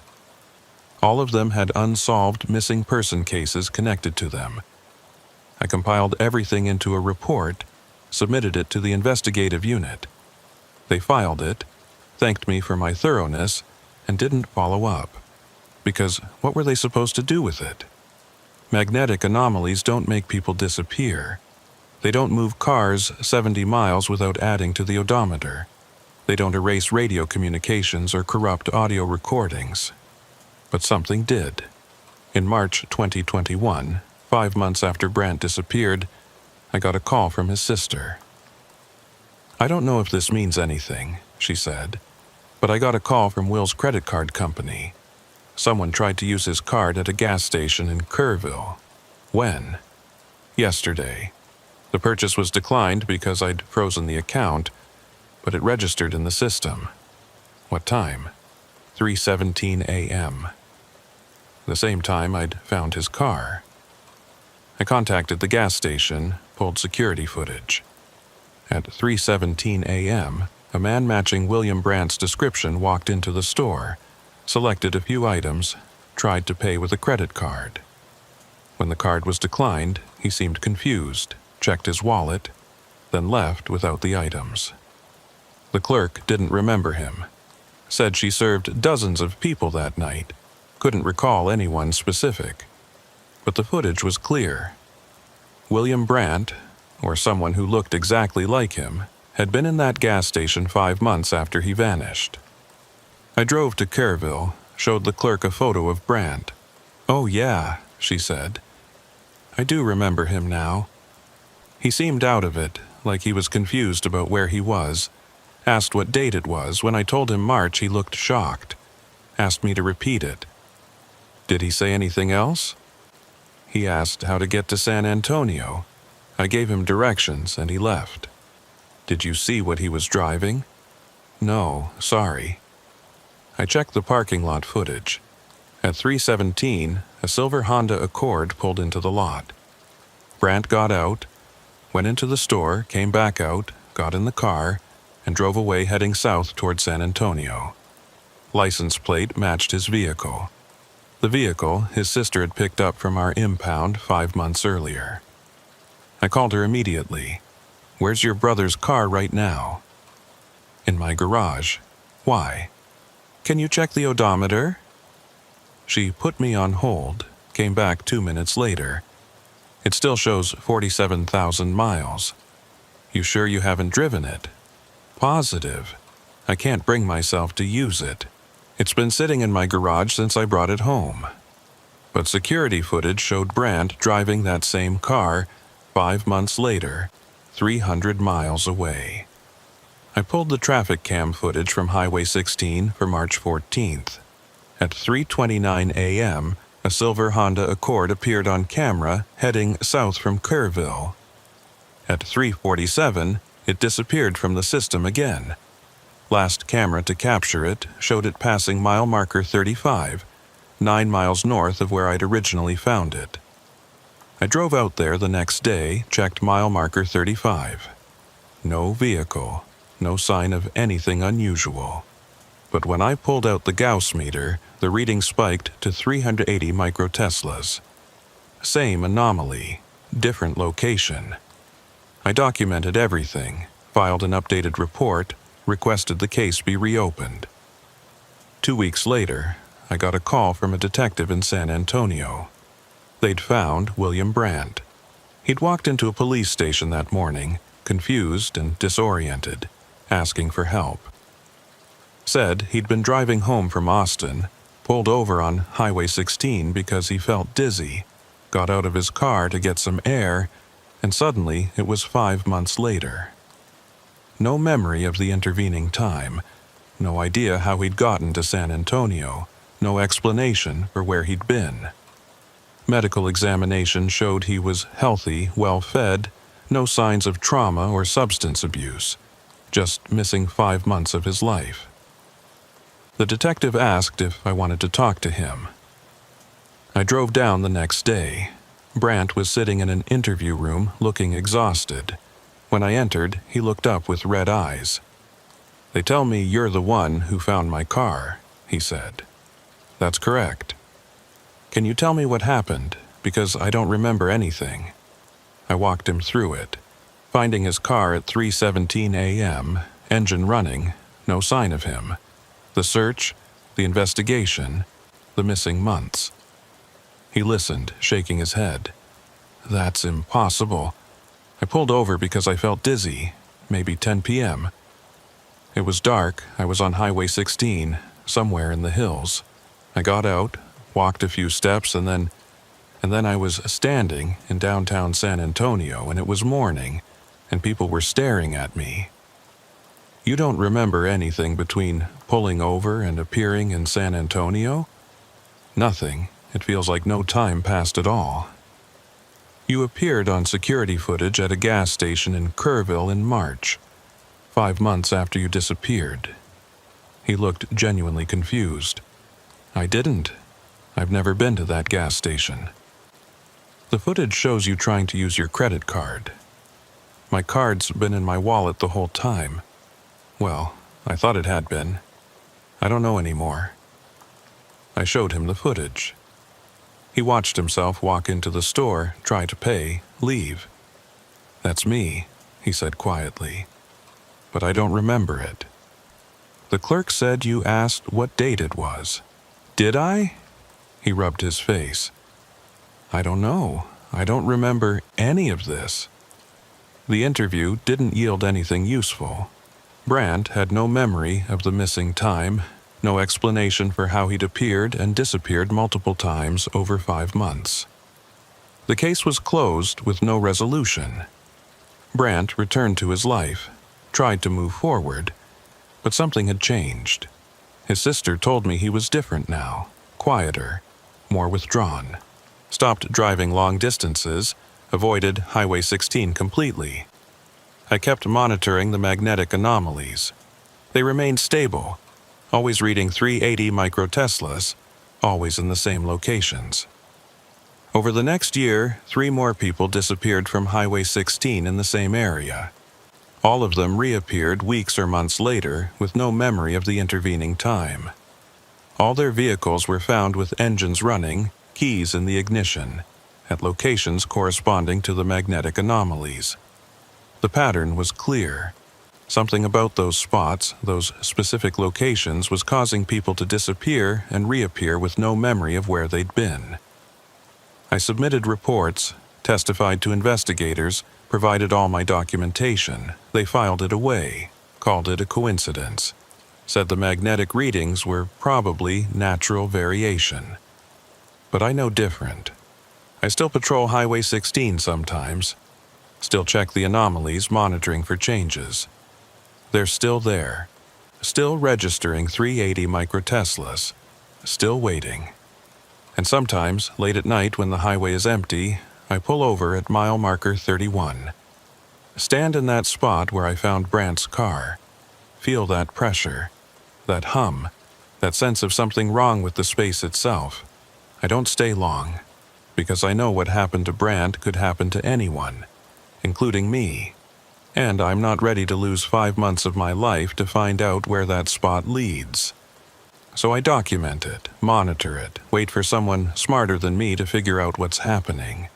But the reports keep getting filed away, and people keep disappearing from Highway 16, and their cars keep appearing with engines running, keys in the ignition at spots where magnetic fields spike to 7 times normal. I don't know what it means.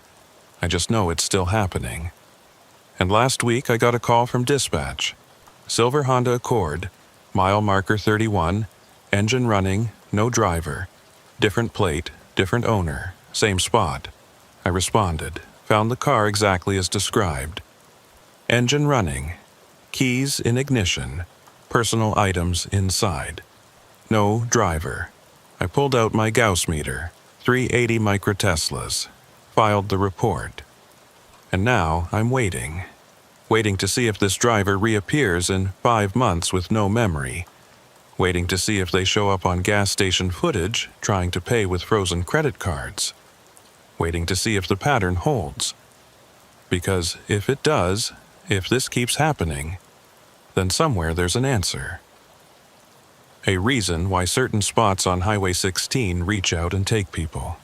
A reason why they come back with missing time and no memory. A reason why their cars appear and disappear and reappear. Odometers unchanged, as if distance has no meaning in whatever space they're passing through. I don't have those answers yet, but I'm still looking, still monitoring, still documenting. Because someone needs to. Someone needs to remember the people who step into those anomalies and vanish. Someone needs to be there when they come back, even if they don't remember leaving.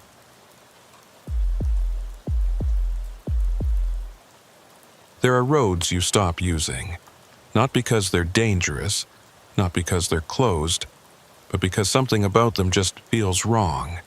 You can't explain it in a report, can't point to specific evidence, but your gut tells you to find a different route. Farm Road, 1121 in Crockett County, is one of those roads for me. I've been a Texas state trooper for 22 years. Worked every kind of terrain from the piney woods to the Big Bend. Seen accidents that defy physics. Pulled bodies from situations that shouldn't have been survivable. Investigated crimes that made me question what people are capable of. But nothing prepared me for what happened on FM 1121. It started in June 2019. I was working the night shift, patrolling the area between Sheffield and Ozona. Empty country out there, ranches measured in square miles, population density close to zero. The kind of place where you can drive for an hour and not see another vehicle. At 1:34 a.m., dispatch called with a missing person report. Unit 264, we've got a report of a missing hiker in your area. Female, mid-20s, last seen on FM 1121, approximately mile marker 18. Caller is her boyfriend. Says they got separated during a day hike and she didn't return to their camp. Copy. What's the timeline? She was last seen around 6 p.m. yesterday evening. Boyfriend waited at camp, assuming she'd circle back. When she didn't show by nightfall, he drove into Ozona to get cell signal and call it in. 7.5 hours missing in West Texas wilderness. Not good. I headed to mile marker 18, called for additional units and search and rescue. The boyfriend was waiting there when I arrived, standing next to a pickup truck, looking anxious. His name was Tyler, early 30s, outdoor type, wearing hiking boots and a headlamp. He'd been crying. She knows this area, he said. We've hiked here before. She's experienced. She wouldn't just get lost. Tell me exactly what happened. We set up camp off the road around noon. Did a loop hike, about 4 miles.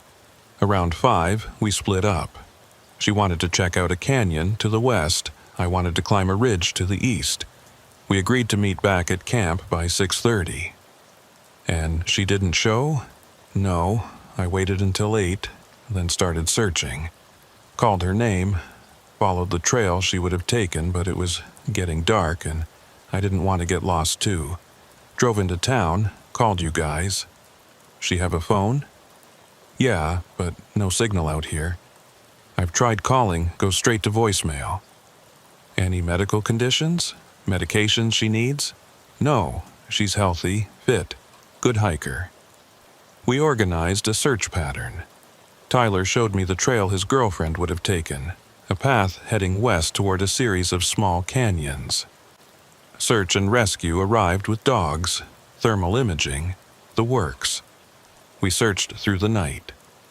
Covered 10 square miles, called her name, followed every trail and drainage. The dogs picked up a scent heading west, tracked it for about 2 miles, then lost it in a rocky area. No sign of her, no clothing, no gear, no indication of injury or animal attack. By dawn, we'd found nothing.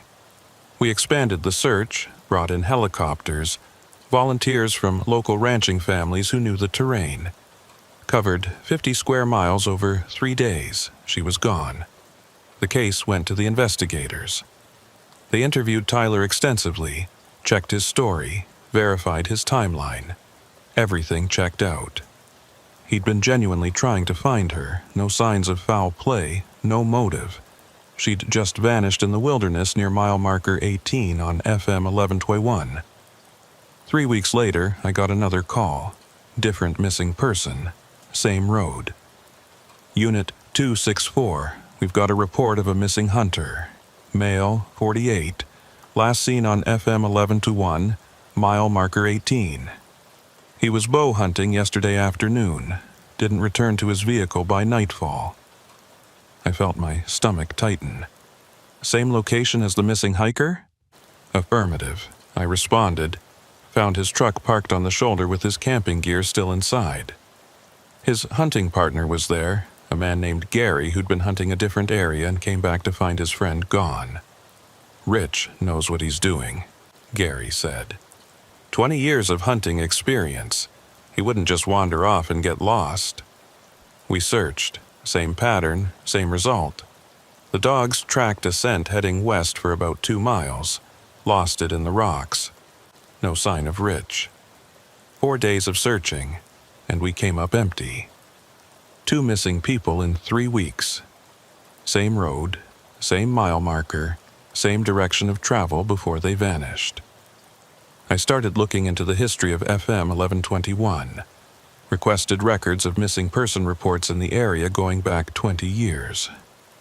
What I found made my skin crawl. 14 people had been reported missing from mile marker 18 on FM 1121 since '99. Different ages, different genders, different reasons for being there. Hikers, hunters, photographers, motorists who'd pulled over and walked into the brush. All of them vanished heading west. None of them were ever found. The pattern was clear, but nobody had connected it before because the reports were spread out over 2 decades, handled by different agencies, filed in different databases. It took cross-referencing state police records, county sheriff reports, and Park Service data to see the full scope. 14 people, same location, same direction. All gone. I compiled everything into a report, submitted it to the investigative unit with a recommendation to close FM 1121 to public access pending further investigation. The response was not what I expected. "We can't close a state highway based on missing person reports," the lieutenant said. "People go missing in West Texas wilderness all the time. It's dangerous country. The fact that some of them happen near the same mile marker is probably coincidence. 14 people over 20 years, all heading west from the exact same spot? The road runs through 50 miles of wilderness. People access that wilderness from various points along the road. Some of those points are more popular than others.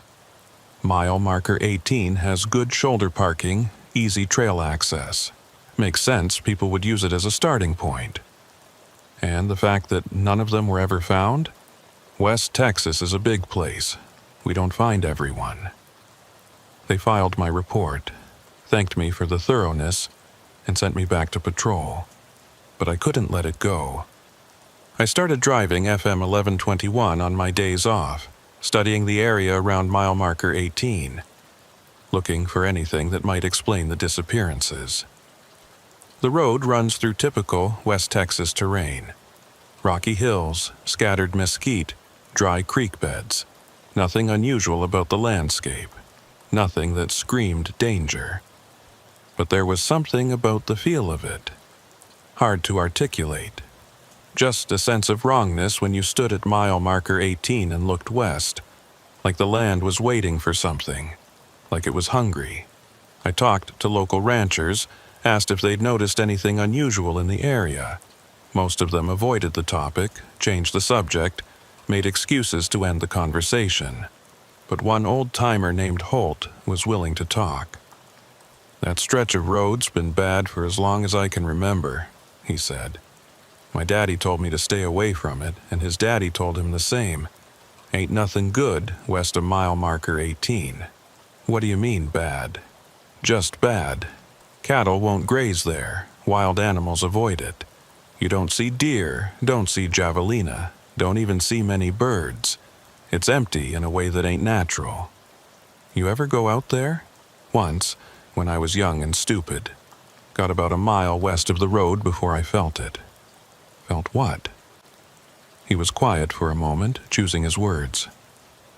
"Like something was watching me. Like I wasn't supposed to be there. Turned around and didn't look back." "Ever hear of people going missing from there?" "Heard stories. Folks passing through, stopping to stretch their legs, wandering off and not coming back.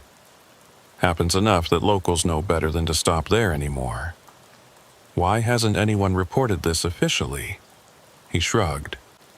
"Who's gonna believe it? Can't prove anything. People disappear in the wilderness all the time. Easier to just avoid it and tell others to do the same." I asked if he knew the exact location where he'd felt the watching sensation. He described it, and I marked it on my map. About 2 miles west of mile marker 18. The same distance the search dogs had tracked before losing the scent. I decided to check it out myself. Went during daylight, brought a GPS, compass, plenty of water, and a radio. Told dispatch where I was going, and to send someone if I wasn't back in 3 hours. The hike west from mile marker 18 was straightforward. Gentle terrain, easy navigation, no obstacles. Temperature was in the mid-80s, sky clear, visibility unlimited. At about 1.7 miles, I started feeling it, like Holt had described, a sense of being watched, of not being welcome. I stopped, surveyed the area. Nothing unusual, just rocks and scrub and empty land. But the feeling persisted. I checked my compass. The needle was steady, pointing north as it should. GPS showed my exact coordinates, functioning normally. I continued west. At exactly 2 miles, the feeling intensified. Like a pressure building in my chest, a weight pushing against me. I stopped again, looked around carefully. That's when I noticed the silence. Complete silence. No wind, no insects, no birds, just absolute quiet. Like I'd stepped into a soundproof room. I took another step west. The pressure increased. My vision blurred slightly at the edges. I took a step back, and the sensation eased. Forward again, and it returned, stronger. I was standing at some kind of boundary, an invisible line where something changed. I pulled out my phone, took photos, documented the coordinates. Then I carefully stepped across the line, moving west into whatever was on the other side. The pressure was immediate and intense. Like walking underwater, every movement requiring extra effort. The silence was complete, oppressive. I could see my surroundings clearly. Nothing had changed visually. Same rocks, same plants, same landscape. But something was different. I walked forward 20 feet, breathing hard from the effort. Felt like I was pushing through something thick and resistant. Then I heard it. Voices. Faint, distant, coming from no direction I could identify. Male and female, speaking words I couldn't quite make out. Not English, not Spanish, not any language I recognized. Just sounds that might be language, or might be something else. I turned around, started back toward the boundary. The voices got louder. Not threatening, not beckoning. Just there, present. Like a conversation happening in another room, muffled but persistent. I crossed the boundary back into normal space, and the voices stopped. The pressure released, sound returned. Wind, insects, birds. I stood there breathing hard, heart racing, and pulled out my GPS. It showed I'd traveled 40 feet west, but I'd walked at least 100. I checked the timestamp on my photos.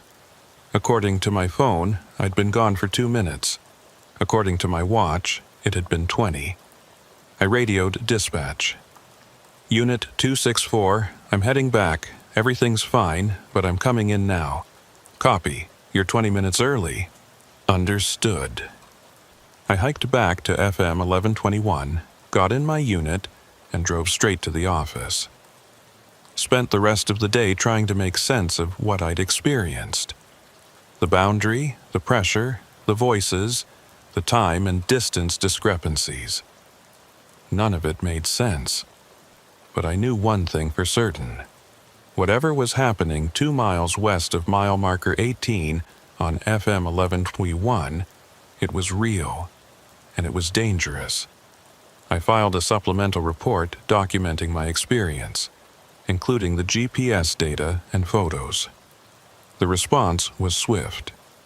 "Trooper Hayes, we need to talk about your report," the lieutenant said. "You're describing physical sensations, auditory hallucinations, time distortion. These are symptoms of heat exhaustion, dehydration, possibly a medical condition." I was fully hydrated. Temperature was mild. I felt fine physically. "Then, what are you suggesting? Some kind of supernatural phenomenon?" "I'm suggesting there's something at that location that causes disorientation and potentially leads to the missing person reports we've documented. Based on feelings and voices you can't explain. Based on objective measurements, GPS and time discrepancies. physical sensations that coincide exactly with where the search dogs lose sense. Dogs lose sense in rocky areas. GPS can be unreliable in certain terrain. These aren't unexplainable phenomena, they're normal variations in technology and animal behavior. Sir, 14 people have vanished from this location over 20 years. And we've investigated each case. No evidence of foul play, no pattern, except that people sometimes get lost in wilderness areas. You're seeing connections that aren't there. I'm seeing a clear pattern of disappearances from a specific location that has documented anomalous properties. He was quiet for a moment. I'm ordering you to stop investigating this. You're spending too much time on it, developing theories that aren't supported by evidence. Focus on your regular patrol duties. If you continue pursuing this, I'll have to recommend a fitness for duty evaluation. I stopped arguing, went back to work, did my job. But I also stopped driving FM 1121. 2 months later, August 2019, another missing person report. Mile marker 18, FM 1121. Young couple on a road trip, pulled over to take photos. Boyfriend wandered west and didn't come back. They sent a different unit to respond. Trooper named Walsh. He searched, found nothing, filed a report. I watched from a distance, monitoring the radio traffic, reading the reports as they came in. Same pattern, same result. A week after that, Walsh put in for a transfer, requested assignment to a different region, different patrol area. I ran into him at the office before he left. "Heard you're transferring," I said. "Yeah, need a change of scenery. You went to FM 1121 last week, mile marker 18.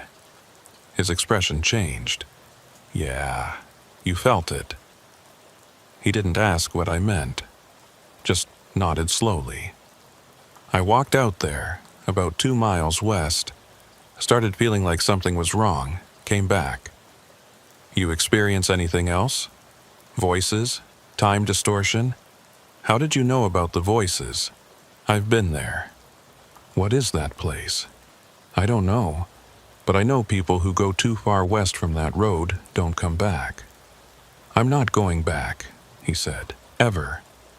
I don't care what dispatch says, I'm not responding to that location again." "Neither am I." He transferred 2 weeks later.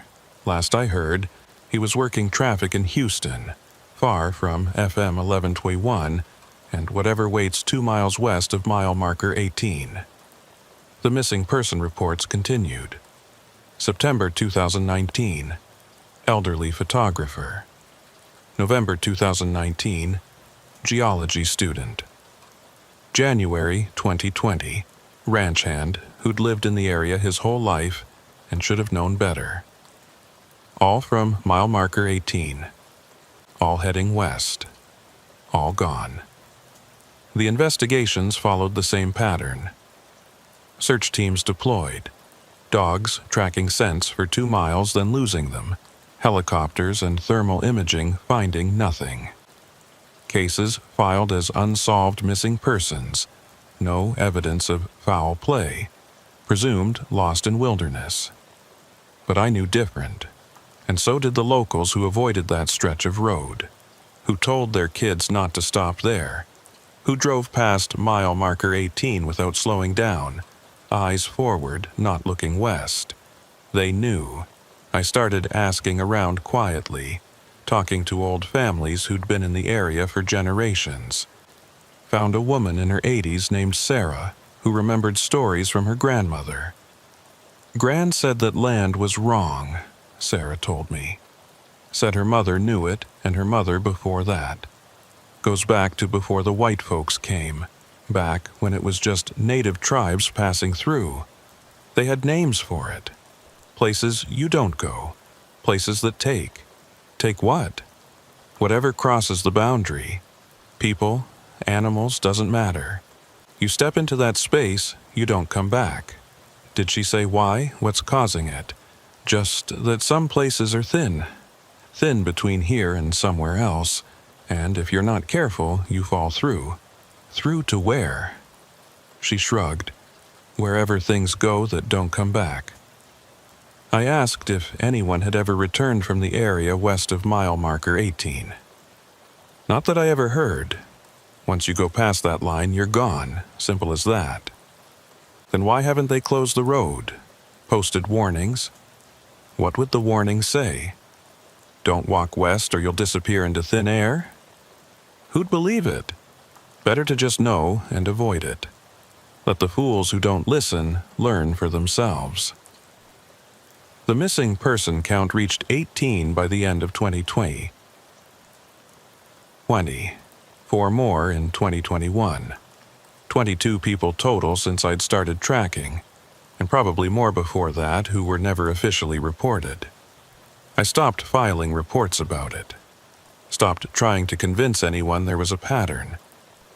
Just quietly documented each case, updated my private files, and watched as people kept vanishing from the same spot. And I never drove FM 1121 anymore. Found alternate routes for my patrol area, added miles to my drives rather than pass through that section. Dispatch noticed, asked about it. I said I was varying my patrol patterns for strategic purposes. They didn't push it. Other troopers who'd been to mile marker 18 did the same. Quietly found other routes. Never talked about why, never filed reports about what they'd experienced. Just avoided it. Because what were we supposed to say? That there's a spot 2 miles west of a state highway where reality gets thin and people disappear. That we'd felt it ourselves, heard voices, experienced time distortions that couldn't be explained? We were supposed to deal in facts and evidence, measurable, provable phenomena, not whatever was happening out there. Last month, I retired from the Department of Public Safety. 22 years of service, commendations for excellence, clean record. At my retirement party, a young trooper fresh out of the academy asked me for advice. Learn the roads, I told him. Know your patrol area. And if something feels wrong, trust your gut. What do you mean, feels wrong? I thought about FM 1121, about mile marker 18, about the boundary 2 miles west where pressure builds and voices whisper and people vanish. There are places where the rules are different, I said, where what you learned in the academy doesn't apply. You'll know them when you find them, and when you do, stay away. How do I know if I've found one? You'll feel it. Like something's watching you, like you're not supposed to be there. When you feel that, turn around and don't go back. And if I'm responding to a call in one of those areas? I looked at him for a long moment. Young, eager, ready to serve and protect. Call for backup, I said. And whatever you do, don't go west. He laughed, thinking I was joking. Making up stories to scare the rookie. I didn't correct him. 6 weeks after I retired, I heard about another missing person. Mile marker 18, FM 1121. Trooper responding to a call parked his unit, walked west to investigate, didn't come back. His partner found his vehicle 3 hours later. Keys in the ignition, radio on, flashlight sitting on the hood pointing west. No sign of the trooper. The search followed the familiar pattern. Dogs tracked for 2 miles, lost the scent. Helicopters, thermal imaging, volunteers. Nothing. They searched for a week, then called it off. Listed him as missing, presumed lost in the wilderness. I wanted to tell them the truth, that he wasn't lost, that he'd crossed the boundary and fallen through to wherever things go when they leave our reality. But who would believe me? So I kept quiet. And I think about him sometimes. About all of them. 23 documented cases, probably dozens more that were never reported or never connected to the pattern. All of them somewhere west of mile marker 18 on FM 1121.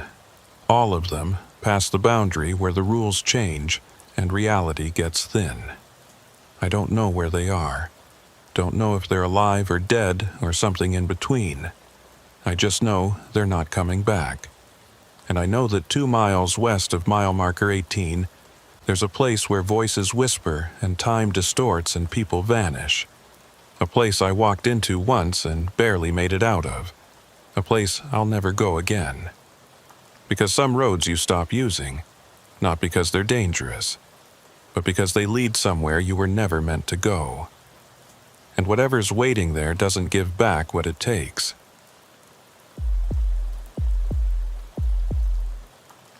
The dead cases stay with you. The ones you worked hard, followed every lead, exhausted every possibility, and still came up with nothing. Those files sit in storage somewhere, gathering dust, waiting for new evidence that never comes. You think about them sometimes. Late at night, when you can't sleep, wondering what you missed, what you could have done different. But you never expect them to call you back.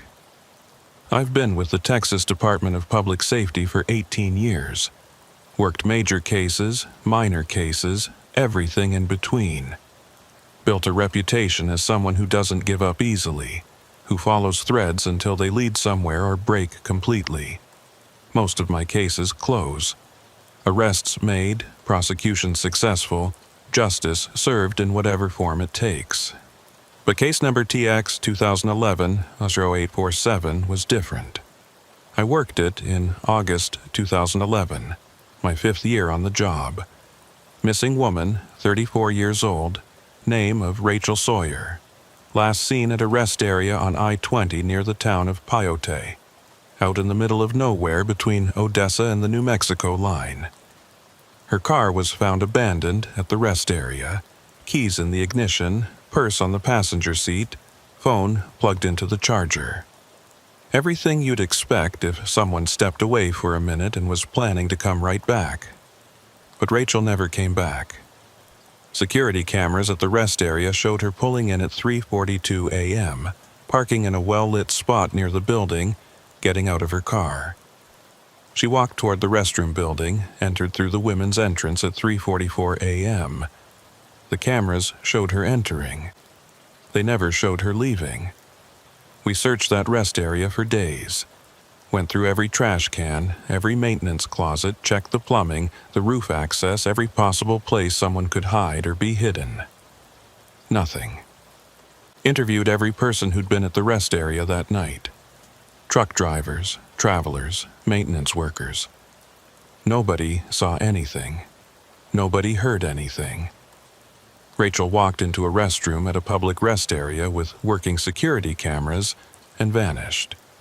We expanded the search to the surrounding area, thinking maybe she'd left the restroom somehow without being caught on camera, wandered into the desert, got disoriented.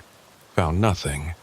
No tracks, no clothing, no sign she'd ever been there except for her car sitting in the parking lot with everything inside it. The case went cold. Stayed cold for months, then years. I moved on to other cases, but I kept Rachel's file in my desk drawer. Pulled it out sometimes, reviewed the evidence, looked for anything I might have missed. Never found it. Eventually, the file was officially closed and sent to storage. Unsolved missing person. No evidence of foul play, no leads to pursue. That was 12 years ago. Last Thursday, at 2:17 a.m., my phone rang. I was off duty, home in bed, deep asleep.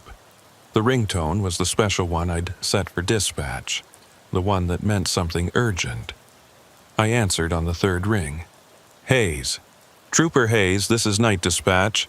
We've received a call we need you to respond to. I'm off duty. Can't someone else take it? The caller specifically requested you, by name. That was unusual. I sat up, turning on the bedside lamp. What's the nature of the call? Missing person. Rest area on I-20 near Pyote. I felt something cold settle in my stomach. Can you repeat that? Missing person. Rest area on I-20 near Pyote. Female. Caller states she's concerned about a woman who entered the restroom and hasn't come out. When was this called in? 3 minutes ago. The caller is still on scene waiting for response. I was already getting dressed. I'm 40 minutes out. Send the nearest unit as backup. Copy that. Caller provided a reference number, said you'd know the case. TX 2011-0847. My hand froze on my shirt. What did you say? TX 2011-0847. Caller said it's related to an old case you worked. That case was closed 12 years ago. I'm just relaying what the caller said. She was very specific about the number and insisted we contact you. Did you get her name? Negative. She declined to provide identification. Said you'd understand when you arrived. I finished dressing, grabbed my service weapon and badge, headed for the door. I'm en route. Tell the caller I'll be there in 35 minutes. Copy. I made the drive in 30 minutes, pushing my personal vehicle harder than I should have. My mind was racing. TX 2011-0847. Rachel Sawyer's case number. A case that had been closed and filed away years ago. Who would know that number? Who would call it in at 2:17 in the morning and specifically request me? The rest area came into view, lit by the same harsh fluorescent lights I remembered from 12 years ago. The layout was unchanged. Same building, same parking spots, same placement of security cameras. There was one vehicle in the lot. Dark sedan, parked near the restroom building. No other cars, no trucks, just that single sedan. I pulled in, parked, radioed dispatch. Unit 357, I'm on scene. One vehicle present appears occupied. Copy. Backup unit is 15 minutes out. I approached the sedan carefully, flashlight in one hand. As I got closer, I could see someone sitting in the driver's seat. Female, dark hair, watching me in the side mirror. I tapped on the window. She rolled it down. Mid-30s, plain features, wearing a light jacket despite the summer heat. "Are you Trooper Hayes?" she asked. "I am. You're the one who called this in." "Yes. Can I see some identification?" "I'd rather not provide that right now." "Ma'am, if you're reporting a crime, I need to know who you are." "I'm reporting a disappearance, and I think you'll understand why I'm reluctant to identify myself once you hear what I have to say." I studied her face. She didn't look threatening, didn't seem unstable, just calm, determined, and strangely familiar in a way I couldn't place. "Why did you reference case number TX 2011-0847? "Because that's what this is. The same case, the same woman. That case was from 2011, 12 years ago. I know, I was there. You were where? Here. This rest area. August 4th, 2011. I saw Rachel Sawyer go into that restroom. I saw her disappear. There were no witnesses to her disappearance. We interviewed everyone who was here that night. You didn't interview me. I didn't come forward. I was scared. Scared of what?" She looked at the restroom building. "Of what I saw." "Which was?" "I need to show you. But you have to promise you'll listen with an open mind.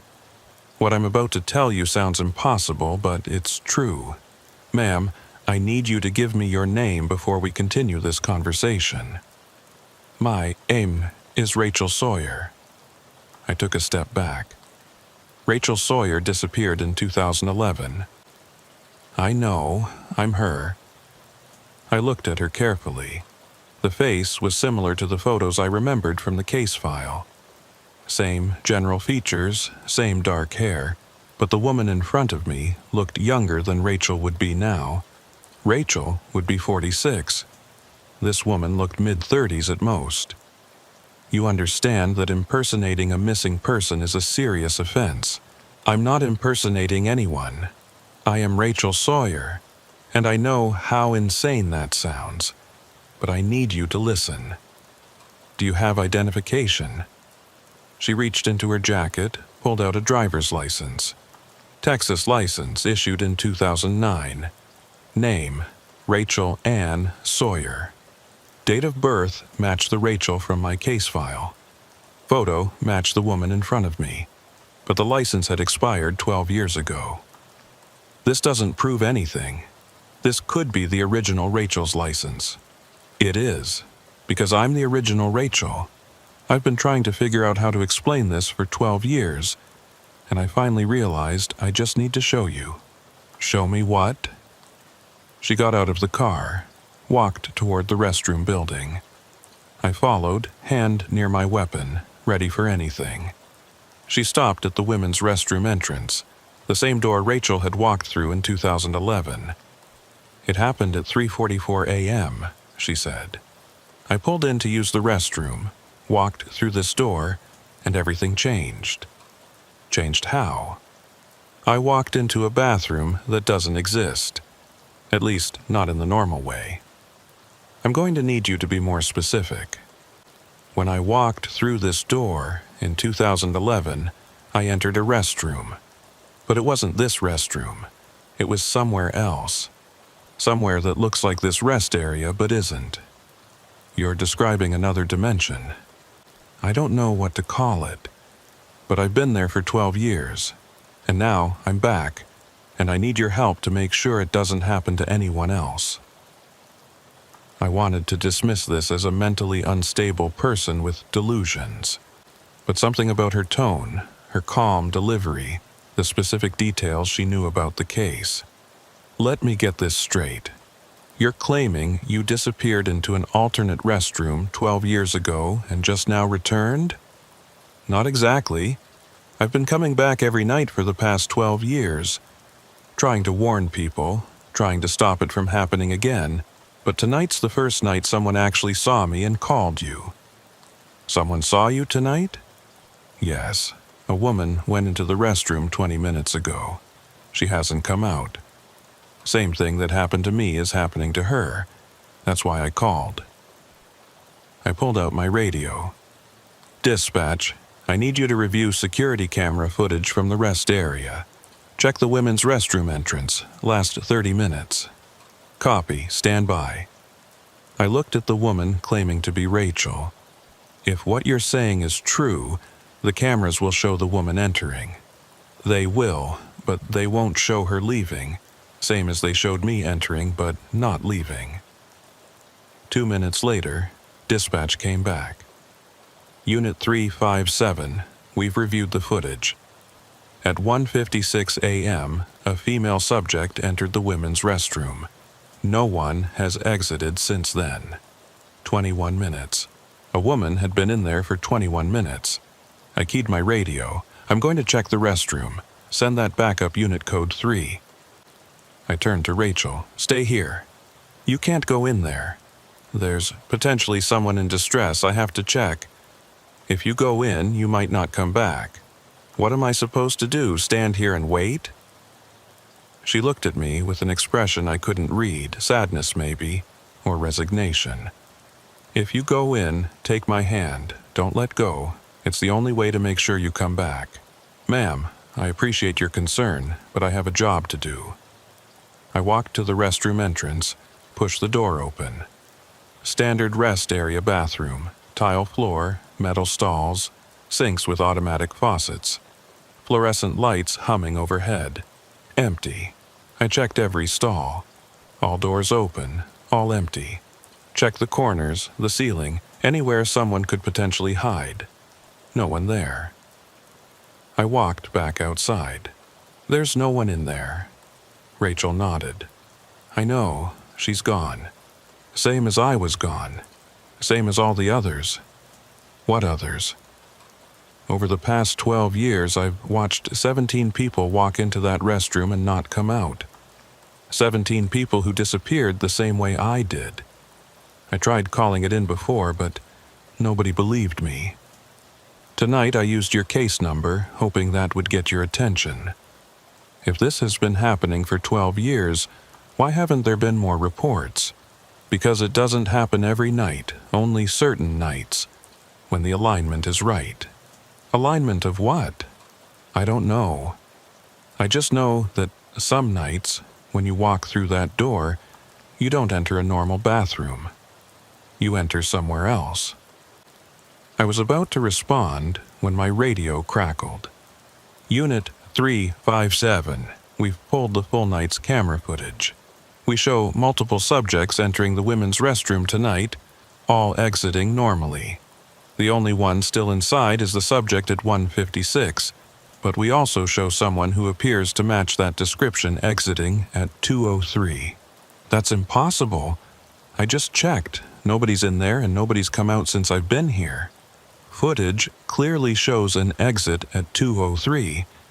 Subject left the restroom, walked to a vehicle in the parking lot, drove away. I looked at Rachel. The cameras show her leaving. The cameras show a lot of things that didn't happen, or that happened differently than they're recorded. You're saying the cameras are wrong? I'm saying the cameras record what's supposed to happen, what happens in normal space. But when someone crosses over, the cameras fill in the gaps, show them leaving when they didn't, show everything as normal because that's what the system expects to see. That was too much. Ma'am, I think you need to come with me. We can continue this conversation at the station. You can take me in, you can question me all night, but it won't change what's happening here. Right now, there's a woman trapped in whatever space exists beyond that door. And unless we do something, she's going to be there for 12 years like I was. How did you get out? I didn't, not really. I'm still there. But I can come back to this side for short periods. Between 2 o'clock and 4 o'clock a.m., when the alignment is strongest, I can cross back over. But I have to return before dawn, or I'll be stuck on this side and lose my way back. I was trying to process this, trying to find a rational explanation. If you can cross back and forth, why can't the others? I don't know. Maybe because I was the first. Maybe because I figured out the pattern, but the others, they're still there, still trapped, still waiting. Backup arrived, Unit 426, trooper named Morrison. I briefed him on the situation, left out the more impossible parts, focused on the facts. Missing person report, possible witness, checking the premises. Together we searched the rest area again. Thoroughly, methodically checking every possible location someone could hide or be hidden. Found nothing. Morrison checked the cameras from dispatch's remote access. Shows the woman leaving at 2003, vehicle departing at 2005, everything normal. Then where is she? He shrugged.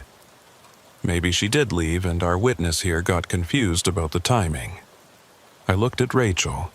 She was standing by her car, watching us with that same calm expression. Let me talk to her alone for a minute, I said to Morrison. He nodded, walked to his unit to file the report. I approached Rachel. The cameras show the woman leaving. There's no evidence anyone's missing. What do you expect me to do? I expect you to believe me. The same way you would have wanted someone to believe you if you'd been the one who disappeared. I investigated your case for months, followed every lead. I wanted to find you, but there was nothing to find. There was plenty to find. You just weren't looking in the right place. Where should I have been looking? She pointed at the restroom. In there. Not the physical bathroom, the other one. The one that exists in the spaces between seconds. That doesn't mean anything. It does if you're willing to see it. Come with me. I'll show you. I'm not going anywhere with you. Then at least look at the case file. Your file, TX 2011-0847. Look at it carefully, and you'll see things that didn't make sense then but might make sense now. The case is closed. It's been closed for years. Open it again, review the evidence, and when you do, you'll notice something strange about the timeline, about the camera footage, about the way the official record doesn't match what actually happened. Morrison called me over. Hayes, I'm clearing the scene. No evidence of a crime, no missing person, Witness statements don't match camera evidence. You want to transport your witness for further questioning? I looked at Rachel. Are you willing to come to the station? I can't. I have to stay here until dawn. After that, I go back. Back where? To the other side. To the bathroom that exists between seconds. That's where I live now. That's where I've lived for 12 years. This isn't making any sense. I know, but it's the truth. And if you don't believe me now, you will eventually. Because this is going to keep happening. Every few months, when the alignment is right, someone's going to walk into that restroom and disappear. And you're going to investigate and find nothing and close the case, just like you did with mine. Morrison was waiting. I made a decision. You're free to go, I told Rachel. But I'm going to follow up on this. If what you're saying is true, I'll find evidence of it. You won't, that's the problem. The evidence disappears with the people. The cameras fill in the gaps. The reports make sense of things that don't make sense. Reality adjusts to accommodate the impossible. Then how do I stop it? You can't. Not without understanding it. And to understand it, you'd have to cross over. See it for yourself. But I don't recommend that. Because once you see it, you can't unsee it. And once you cross over, you might not make it back. She got in her car, started the engine. One more thing, I said. If you really are Rachel Sawyer, tell me something only she would know. Something from the case file. She looked at me through the open window. The last thing I saw before I walked into that restroom was a truck driver. Big guy, wearing a red cap, smoking a cigarette by his truck. You interviewed him. He said he didn't see anything unusual, but he was lying. I remembered that interview. The truck driver had seemed nervous, evasive. We'd pushed him on it, but he stuck to his story. Didn't see anything, didn't hear anything. How do you know he was lying? Because he saw me walk into the restroom, and he saw me disappear. Saw the moment when I was there, and then I wasn't. It scared him so bad he left immediately after, drove straight through to California without stopping. You tried to find him for a follow-up interview but couldn't locate him. That was all accurate. The truck driver had left the state before we could re-interview him, and we'd never tracked him down. You could have gotten that information from the case file if you had access to it. I didn't need access. I was there, I lived it. She put the car in gear. Check the cameras from tonight. Really check them, frame by frame. You'll see what I mean about reality filling in gaps. Then she drove away, taillights disappearing west on I-20. I stood there until Morrison called me over. You get anything useful from her? Not sure yet. I need to review some things. Want me to run her plate? I thought about it. If she really was Rachel Sawyer, the plate would come back to a vehicle registered to a missing person. But if that's what it showed, what did that prove? Yeah! Run it. He called it in, came back with the result 5 minutes later. Plate comes back to a 2009 Honda Accord, registered to Rachel Ann Sawyer, San Antonio. Reported missing in 2011, vehicle recovered and released to next of kin in 2012. So, that car should be in San Antonio, owned by Rachel's family. According to the records, yes. But we just watched her drive away in it. Morrison shrugged. Maybe she's a relative. Maybe she has access to the original vehicle. Maybe the family never updated the registration. Maybe. We cleared the scene. I went home, but I couldn't sleep. Kept thinking about Rachel, about her story, about the case I'd worked 12 years ago.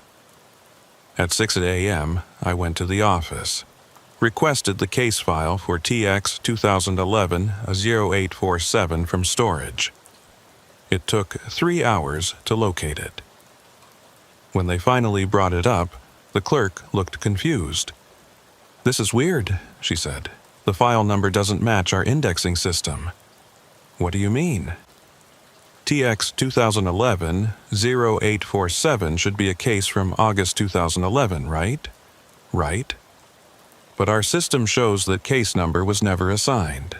Like it skipped from TX 2011-0846 to TX 2011-0848. 0847 doesn't exist in the database. The file is right there. I worked that case. I know, but according to the computer, this case number was never used. She left me with the file. I opened it, started reading. Everything was as I remembered. Rachel Sawyer, missing from rest area. Extensive search, no evidence, case closed. But as I read through the reports, I noticed something. The timestamps were wrong. According to my original report, I'd arrived on scene at 4:17 a.m. on August 4th, 2011. I'd documented searching the area, interviewing witnesses, calling for additional units.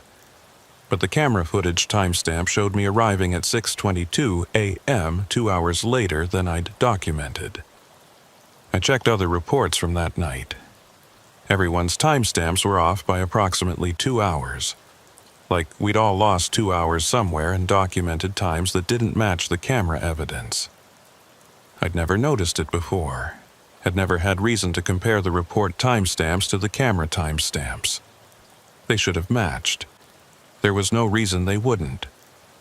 Unless Rachel was right. Unless reality had adjusted, filled in gaps, made the impossible seem normal. I pulled the camera footage from last night, watched the woman enter the restroom at 1:56 a.m., watched her exit at 2:03 a.m., exactly as dispatch had described. Then I went frame by frame. At 1:56:43, the woman pushed the door open. At 1:56:44, the door was closing behind her. At 1:56:45, the door was closed. At 2:02:57, the door opened. At 2:02:58, the woman exited. But between 1:56:45 and 2:02:57, there was nothing. No transition frames, no gradual progression of time. The video jumped from the door, closing to the door opening 6 minutes later, with no frames in between. I checked the frame count. There should have been approximately 10,800 frames between those 2 points at 30 frames per second. The video showed 2 frames. The rest were missing. Not corrupted, just gone, like they'd never been recorded. I checked the earlier footage from 2011, from Rachel's disappearance. Same thing. Frames missing, time jumping, reality filling gaps. I sat back, trying to process this. Either I was looking at evidence of a massive technical glitch that had been happening for 12 years, or Rachel was telling the truth. I spent the rest of the day reviewing every missing person report from the I-20 rest area near Peyote going back 20 years. Found 17 cases, 17 people who'd entered the restroom and never came out. All officially closed as unsolved, explained away as people who must have left by some means we didn't capture, who got into vehicles we didn't see, who disappeared into circumstances we couldn't document. But when I checked the camera footage for each case, I found the same thing. Missing frames, time jumps, reality adjusting. 17 people, all gone, all vanished from a bathroom at a rest area in the middle of nowhere. And Rachel Sawyer, appearing every night between 2 and 4 a.m., trying to warn people, trying to stop it from happening again. I drove back to the rest area that night. Got there at 1:47 a.m., parked, waited. At 2:03, a dark sedan pulled in, same car Rachel had been driving. She got out, saw me, walked over. "You believe me now," she said. Not a question. "I believe something's happening that I don't understand. That's a start. Show me. Take me to the other side. Let me see what you see." "I can't. If you cross over, you might not come back. And I need you on this side believing me. documenting this so that maybe someday someone figures out how to stop it. How do I stop something I don't understand? You start by believing it's real. Then you watch, document, look for patterns. Eventually, maybe you'll find a way to close the door, or at least warn people before they walk through it. The cameras will just fill in the gaps. The reports will make it seem normal. How do I fight that? You keep detailed personal records. You trust what you see, not what the official documentation shows. And you remember that 17 people are trapped somewhere beyond that door, waiting for someone to bring them back, including you, including me. I looked at the restroom building. What's it like on the other side? It looks like this, exactly like this. Same rest area, same building, same parking lot, but it's empty. No other people, no traffic, no sound except wind and your own breathing. And time doesn't move the same way. What feels like minutes here is years there. What feels like years there is minutes here. You've been there for 12 years, but you haven't aged. Not on the outside, but inside. I've lived every second of those 12 years, alone in a rest area that exists outside normal time. Why can you come back when the others can't? I don't know. Maybe because I was the first, maybe because I'm stubborn, maybe just luck. But whatever the reason, I can cross between 2 o'clock and 4 a.m., and I use that time to try to save others from the same fate. A vehicle pulled into the rest area. Pickup truck, driver getting out, heading for the men's restroom. Rachel watched him carefully. He'll be fine. It's only the women's side. I don't know why. Have you seen anyone else like you? Anyone else who can cross back? No, I'm alone, always alone. The truck driver finished, got back in his vehicle, drove away. I have to go, Rachel said. Dawn's coming. If I'm still on this side when the sun comes up, I won't be able to cross back. Wait, give me something. Some way to track you, to verify your story, to prove you're real. She reached into her jacket, pulled out a small object, handed it to me. It was a driver's license. Her license. The same one she'd shown me before. This will disappear at dawn, she said. It only exists while I'm on this side. When I cross back, it goes with me. But take a photo of it now. Document it. Keep the photo. It'll show the system that I was here. I took several photos with my phone. Close-ups of the license, her face, the details. Will these disappear too? I don't know. Maybe. Maybe not. But it's worth trying. She got in her car. I'll be back tomorrow night. Same time. If you're here, we can talk more. If you're not, I'll understand. But either way, keep watching. Keep documenting. Don't let them explain this away. She drove off. I watched her taillights disappear. Checked the photos on my phone. Clear images of her license, her face, the date of birth matching Rachel Sawyer's file. I drove home, slept for a few hours. Woke up, checked my phone. The photos were gone, not deleted, just gone, like they'd never been taken. But I remembered taking them, remembered the weight of the license in my hand, the details of her face. I went back to the office, pulled the camera footage from last night, reviewed it carefully. It showed me arriving at 1:47, sitting in my vehicle, getting out at 2:03, walking around the parking lot, standing near the restroom entrance. It didn't show Rachel's car, didn't show me talking to anyone, just showed me standing alone, looking at nothing for 23 minutes, then getting back in my vehicle and driving away. Reality had adjusted, filled in the gaps, made the impossible seem like I'd just been standing around for no reason.